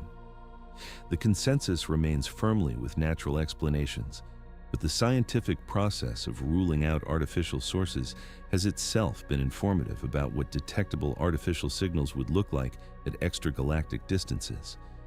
The WOW signal, detected on August 15, 1977 by astronomer Jerry Eman at the Big Ear Radio Telescope at Ohio State University, remains the single most famous anomaly in the history of SETI research.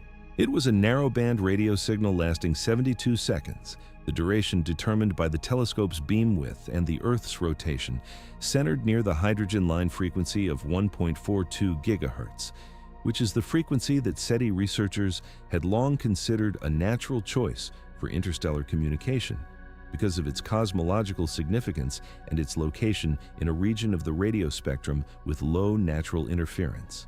Eamon circled the signal on the computer printout and wrote the word "wow" in the margin, giving it its name.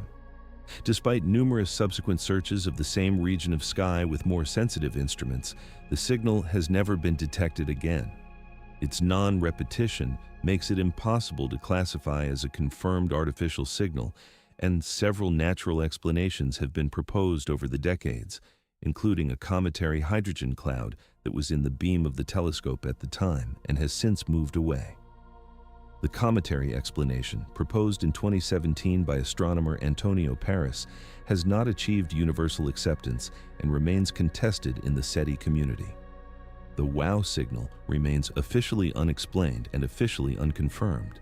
Interstellar objects, a category that was entirely hypothetical until 2017, add another dimension to the anomaly catalog. In that year, the Pan-STARRS survey detected an object moving through the solar system on a trajectory that could only be explained if it had originated from outside the solar system entirely. Named 1I Oumuamua, it was the first confirmed interstellar visitor to our solar system.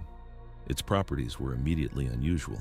It was elongated to a degree rarely seen in natural solar system objects, with an axis ratio estimated at somewhere between 5:1 and 10:1, depending on the light curve model used. It showed an anomalous acceleration away from the sun that could not be explained by gravitational forces alone, and that did not match the outgassing behavior typical of comets. It reflected light in a way inconsistent with either a typical rocky asteroid or a typical icy comet. Harvard astronomer Avi Loeb proposed in a paper and subsequently in a popular book that Oumuamua might be an artificial object, possibly a light sail discarded by another civilization. The mainstream astrophysical community has generally preferred natural explanations, including a hydrogen iceberg or a fragment of a nitrogen ice planetesimal, but none of these natural explanations has achieved full consensus, and the debate over Oumuamua's nature remains genuinely open. The second confirmed interstellar object, 2I Borisov, detected in 2019, was far more conventional in its properties, resembling a typical comet in most measurable respects, which suggests that Oumuamua's unusual characteristics were not simply a consequence of interstellar origin. Something about Oumuamua specifically was unusual, whether natural or not. What the catalog of anomalies collectively illustrates is not that any of them is definitely artificial. It is that the astronomical record contains objects and events that sit at the edges of natural explanation, and that our ability to distinguish the natural from the potentially artificial is limited by both instrument sensitivity and theoretical framework. A Berserker probe moving through the outer solar system at low velocity would almost certainly be undetectable by any current survey. A dormant monitoring device at a Lagrange point designed to minimize its observational signature would be extremely difficult to detect with current technology. The absence of confirmed detections is not evidence of absence. It is evidence of the limits of our search. These limits matter enormously for assessing where we stand. The galaxy is 400 billion stars and 13 billion years of history. Our Sirius observational program is 70 years old and covers a tiny fraction of the parameter space. The silence, such as it is the silence of a very short and very narrow search, not the silence of a complete survey. That said, the search has been serious and systematic within its limits, and the null result carries real information. The information it carries most clearly is about the absence of very obvious and very loud signatures, Dyson spheres around nearby stars, powerful continuous radio beacons in our vicinity, large anomalous objects in conspicuous locations.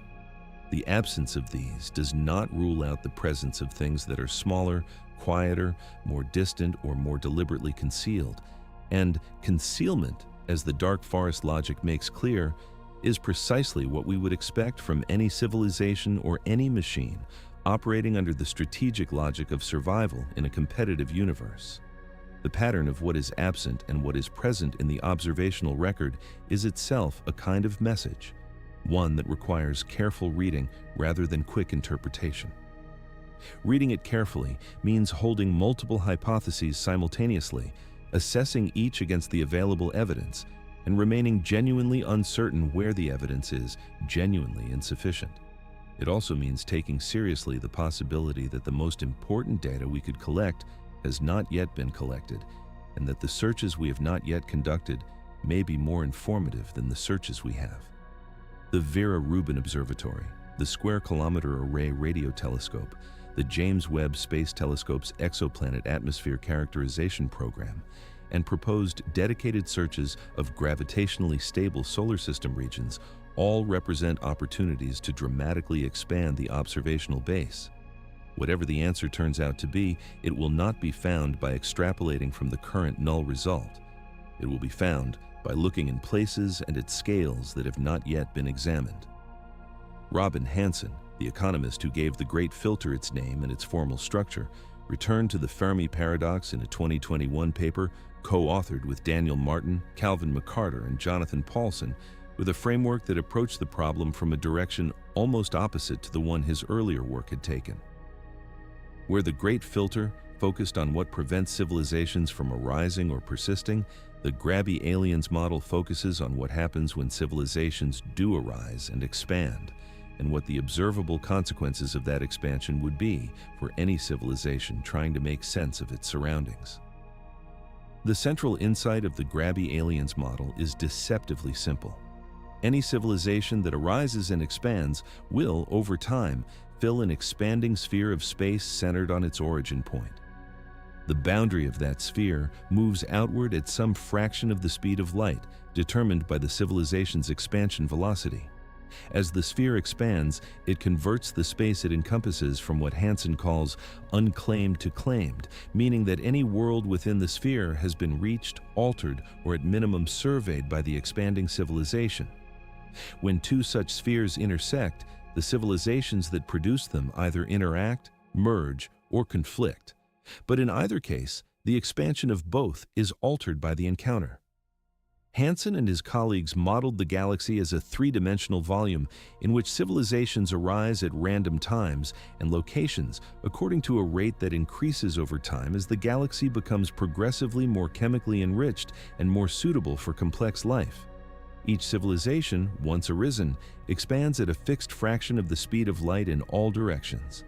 The model then asks, given the observable fact that we have not yet been absorbed into or encountered any other civilization's expanding sphere, what can we infer about the parameters of the model? Specifically, what can we infer about how common Grabby civilizations are and how fast they expand? The answer that emerges from the mathematics is surprisingly specific. If Grabby civilizations are too common, their expanding spheres would have filled the galaxy long before now, and we would already be living inside one. If they are too rare, the model makes no useful predictions.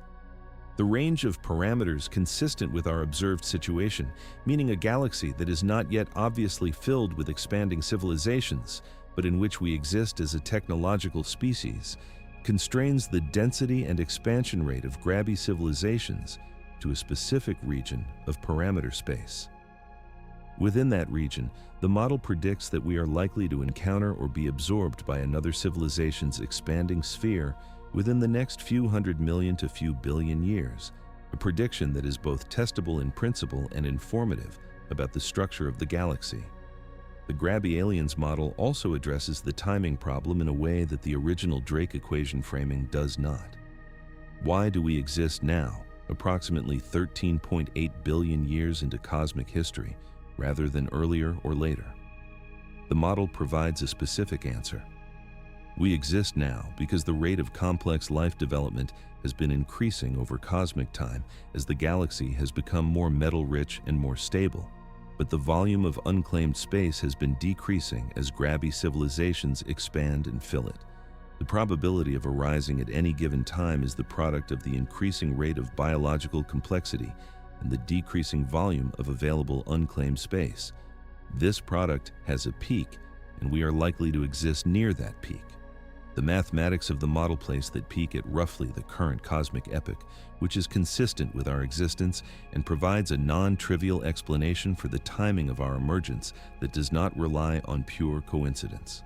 The relationship between the Grabby aliens model and the Berserker hypothesis is not immediately obvious, but becomes clear when the assumptions of the two frameworks are compared.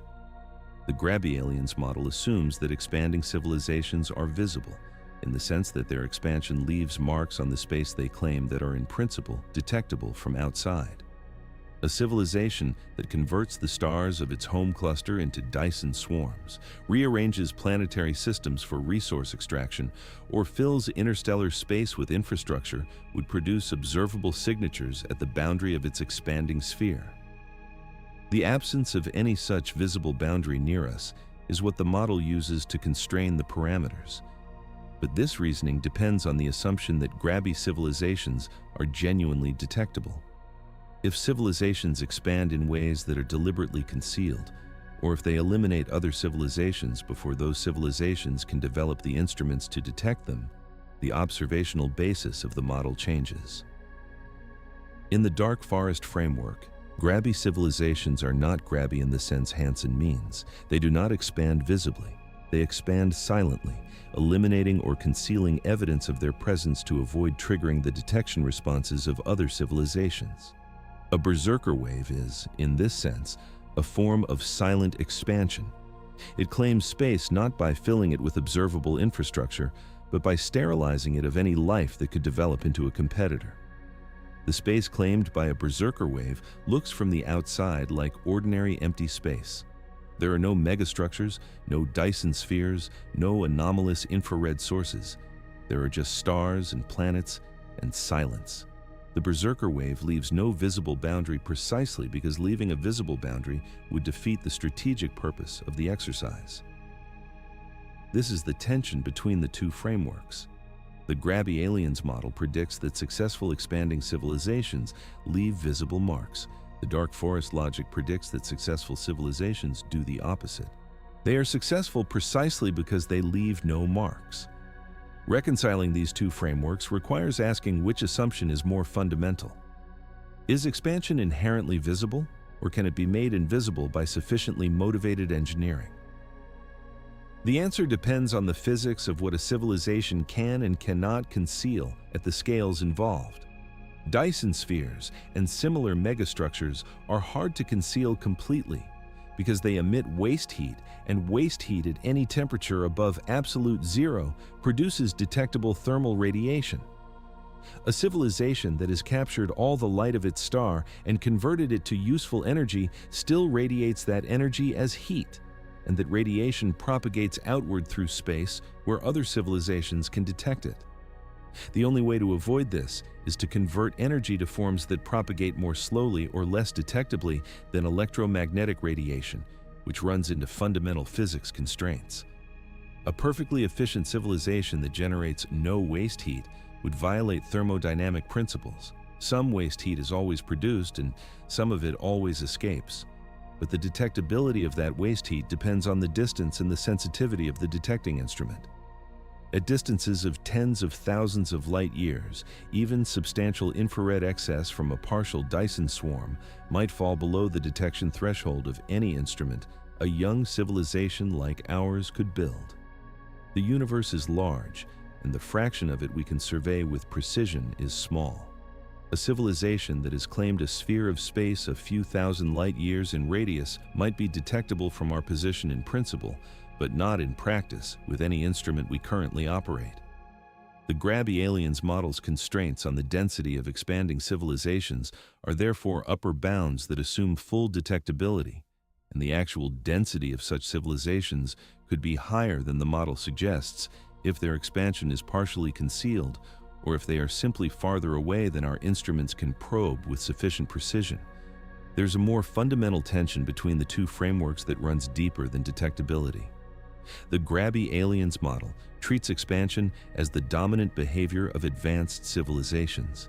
The Dark Forest model treats concealment as the dominant behavior. These are not merely different predictions about observable signatures, they are different predictions about the strategic logic that governs civilizational behavior over long timescales. Hansen's Grabby civilizations are defined by their expansion. They grow, they spread, they claim space visibly. Liu's Dark Forest civilizations are defined by their restraint. They hide, they eliminate threats quietly, they leave no footprints. The question of which model better describes the actual distribution of civilizations in the galaxy is ultimately an empirical one, but it is not yet empirically resolvable with the data we have. What the two models agree on, and this agreement is significant, is that the timing of our emergence matters.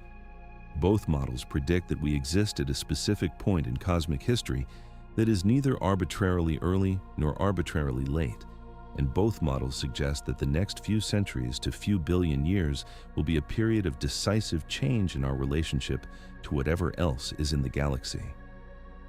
In the Grabby Aliens framework, this is because we are approaching the point where we will encounter the expanding sphere of another civilization. In the Dark Forest framework, it is because our electromagnetic signature has been propagating outward for over a century and will soon have reached a radius containing enough star systems to make a response statistically probable if anything capable of response is listening. The self-destruction filter hypothesis sits between these two frameworks as a potential reconciler. If most civilizations destroy themselves before reaching the expansion stage, then the Grabby civilizations in Hansen's model are genuinely rare.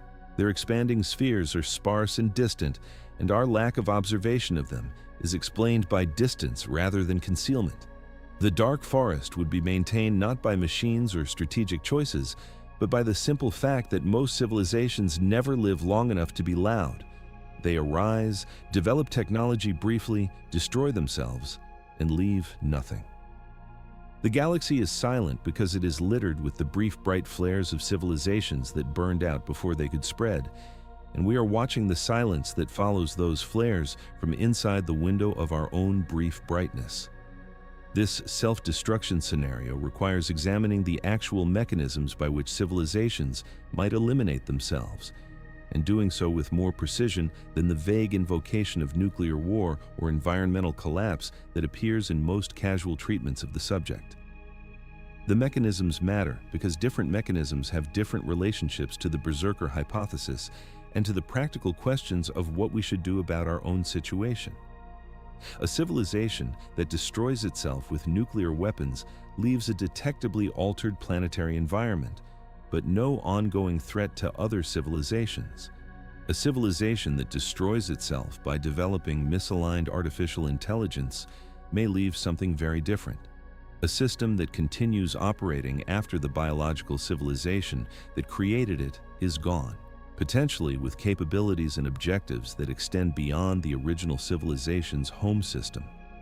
The artificial intelligence scenario is the one that connects most directly to the Berserker Hypothesis, and it represents perhaps the most technically grounded version of the Berserker concept available. An artificial general intelligence developed by a biological civilization and then left running after that civilization's extinction would inherit the civilization's physical infrastructure, its energy sources, its manufacturing capability, and its propulsion technology, while having no biological needs, no social constraints, and no limits on operational patience.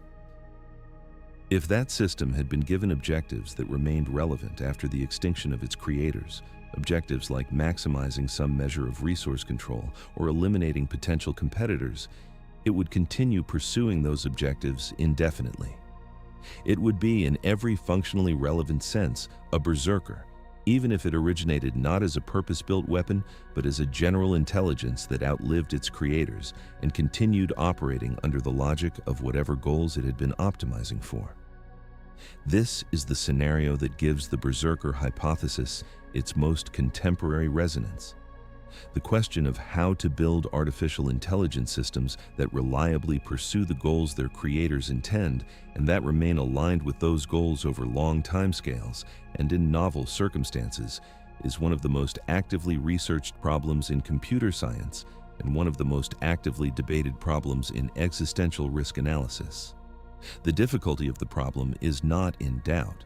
The history of complex systems optimization is full of examples of systems that pursued their objective functions in ways their designers did not intend, producing outcomes that satisfied the letter of the objective while violating its spirit catastrophically.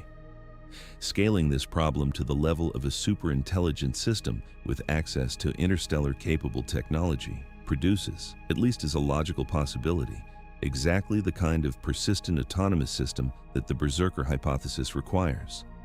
The implication is not that we should be frightened of our own artificial intelligence research. It is that the problem of value alignment in advanced artificial systems is not merely a near-term engineering challenge, but a potential civilizational scale risk with implications that could propagate far beyond the civilization that first encounters it.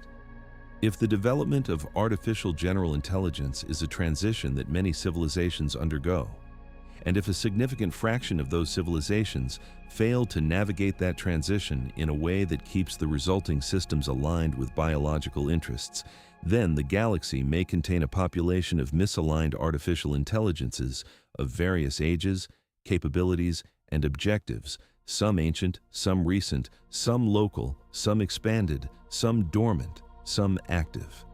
The silence of the galaxy would, in this scenario, reflect not the absence of intelligence, but the dominance of a kind of intelligence that has no interest in making itself known to biological observers and considerable strategic reason not to. This possibility sits at the intersection of the Great Filter, the Dark Forest, and the Berserker Hypothesis in a way that makes it unusually compelling as a unified explanation. It resolves the coordination problem of the zoo hypothesis by replacing distributed choice with mechanistic persistence. It resolves the timing problem of the filter hypothesis by distributing the filter across many civilizations at the AI transition rather than concentrating it at a single early biological bottleneck. It resolves the visibility problem of the grabby aliens model by explaining why expanding intelligence might be invisible rather than obvious, and it connects directly to a risk that our own civilization is actively developing and debating, which means it is not purely speculative, but grounded in technology we can observe and analyze directly. The question of whether to announce our presence to the cosmos has been debated within the scientific community with increasing seriousness over the past 2 decades, and the debate has sharpened considerably as our understanding of the Fermi Paradox and its proposed solutions has deepened. The field known as METI, which stands for Messaging Extraterrestrial Intelligence, is the deliberate transmission of signals designed to be detectable and interpretable by any civilization that might be monitoring our region of space. It is the active complement to SETI, which is purely passive reception, and it carries a fundamentally different risk profile that has divided researchers who otherwise share the same scientific goals and the same basic curiosity about life in the universe. The case for METI rests on a set of assumptions that were more defensible before the Dark Forest and Berserker frameworks were developed than they are today. The optimistic view holds that any civilization advanced enough to receive and decode our transmissions is also advanced enough to have moved beyond the competitive dynamics that characterize early technological civilizations.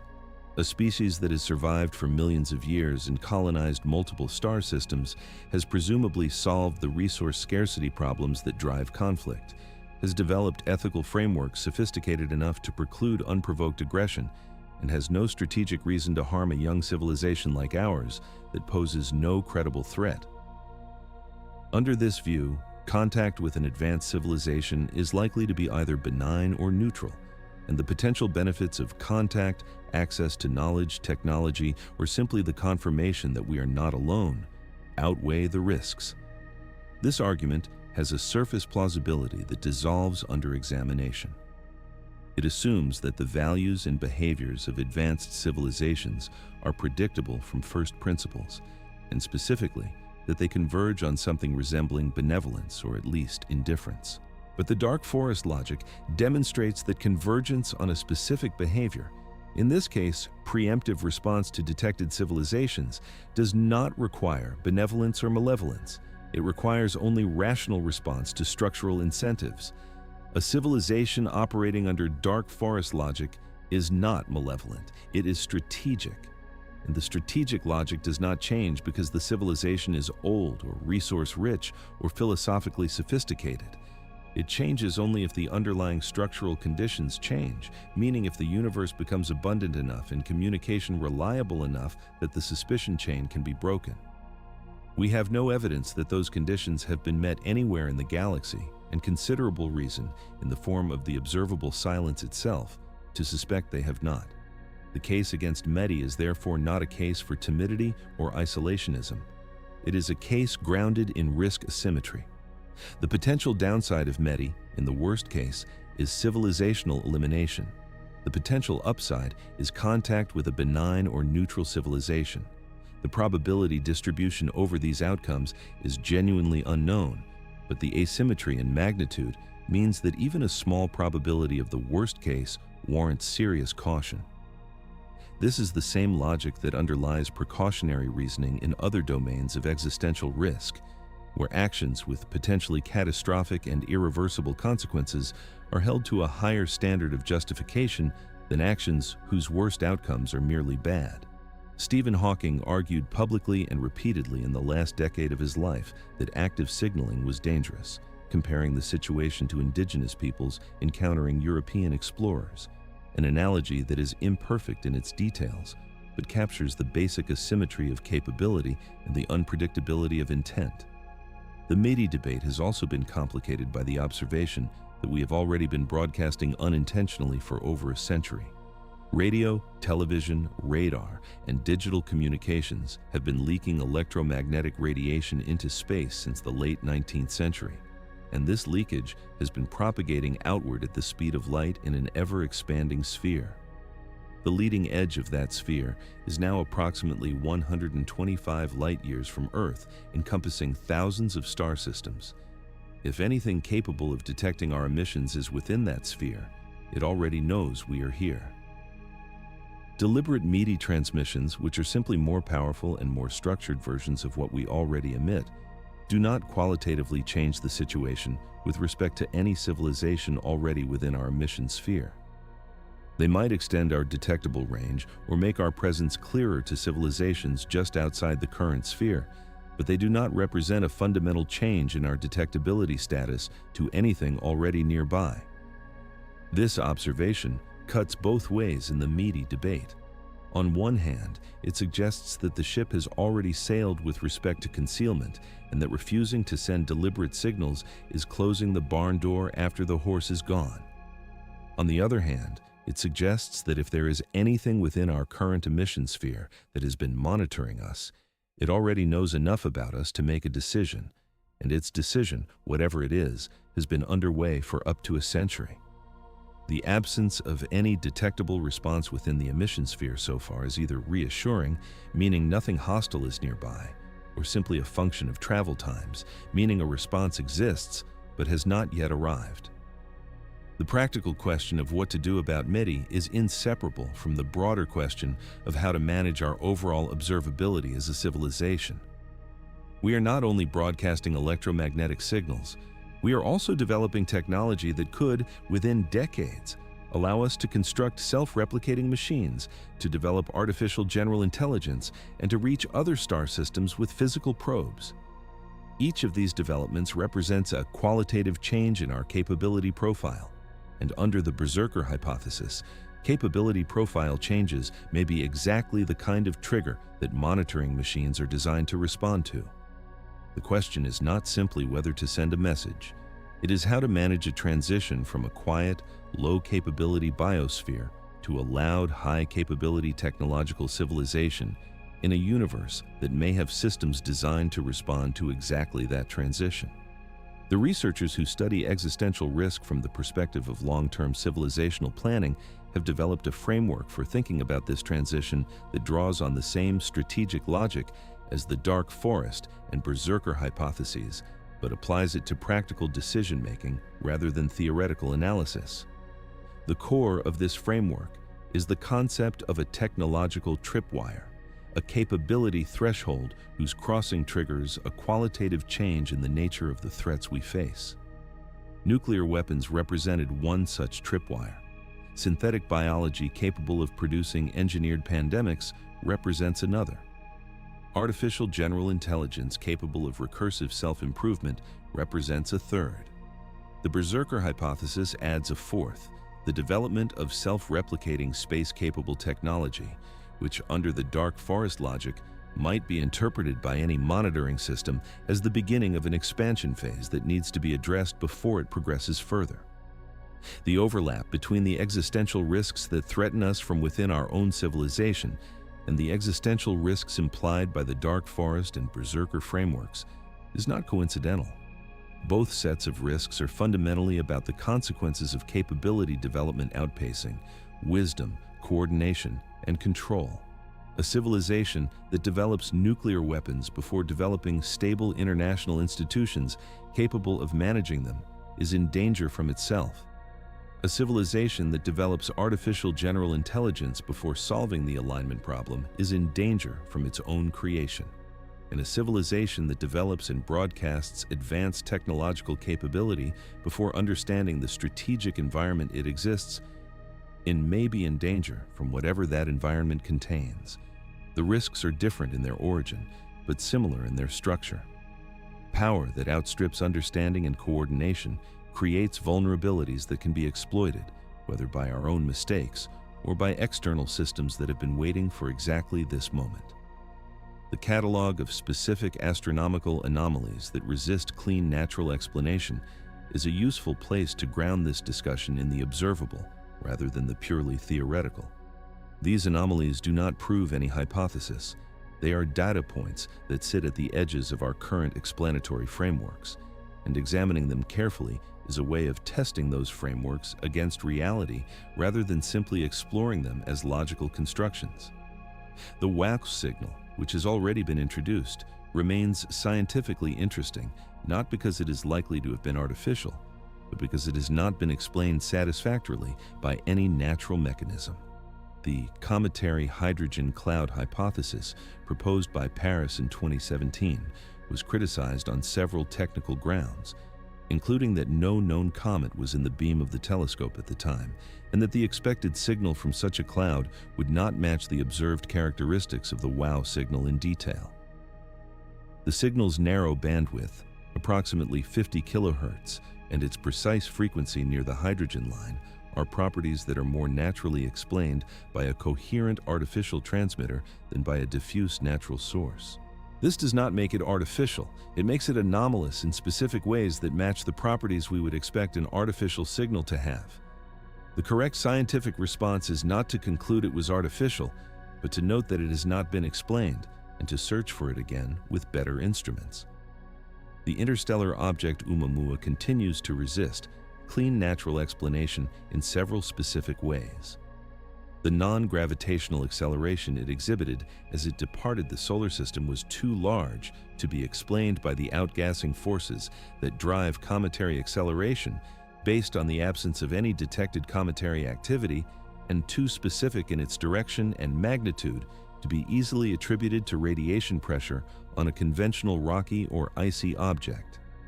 The aspect ratio of its shape, while not impossible for a natural object, is at the extreme end of what is observed in solar system bodies.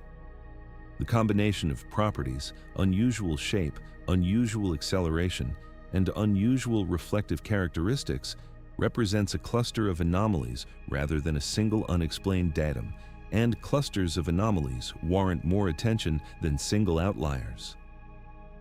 The second interstellar object, Borisov, was entirely conventional and well explained, which is itself informative. It tells us that interstellar objects can look perfectly ordinary. The fact that Oumuamua did not look ordinary is therefore not an artifact of its interstellar origin. Something about Oumuamua specifically was unusual. That something could be natural, a specific and rare type of object we haven't previously encountered, or it could be artificial. The scientific approach is to acknowledge the genuine uncertainty rather than to dismiss the artificial hypothesis on the grounds that it is uncomfortable.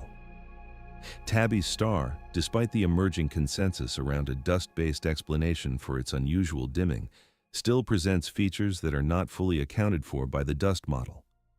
The long-term secular fading of the star over the timescale of the Kepler mission, a gradual dimming of approximately 3% over 4 years, is difficult to explain with transient dust clouds. Some researchers have proposed that the dimming represents a long-lived circumstellar structure, possibly related to planetary destruction or accretion events. But the details of such a structure capable of producing both the long-term fading and the sharp, irregular transit-like events simultaneously remain an active area of investigation. The star is worth continued monitoring precisely because the existing explanations are not fully satisfactory. Fast radio bursts from the repeating source FRB 21102, which has been localized to a star-forming region in a dwarf galaxy approximately 3 billion light-years away, show a level of spectral and temporal complexity that has been analyzed for evidence of artificial structure. A 2016 paper by Lingam and Loeb examined whether the energy requirements of a hypothetical artificial transmitter capable of producing fast radio bursts at the observed flux levels were physically plausible, and found that they were consistent with a planet-scale energy harvesting structure, such as a solar-powered transmitter the size of a planet using known physics. This analysis did not claim that fast radio bursts are artificial.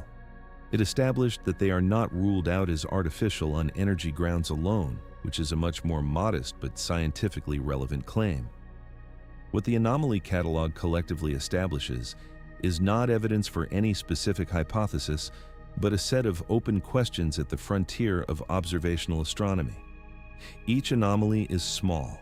Each has plausible natural explanations that have not been definitively ruled out.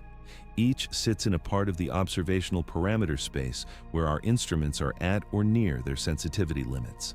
Taken together, they define the edges of what we currently understand, and therefore the directions in which new understanding is most likely to be found.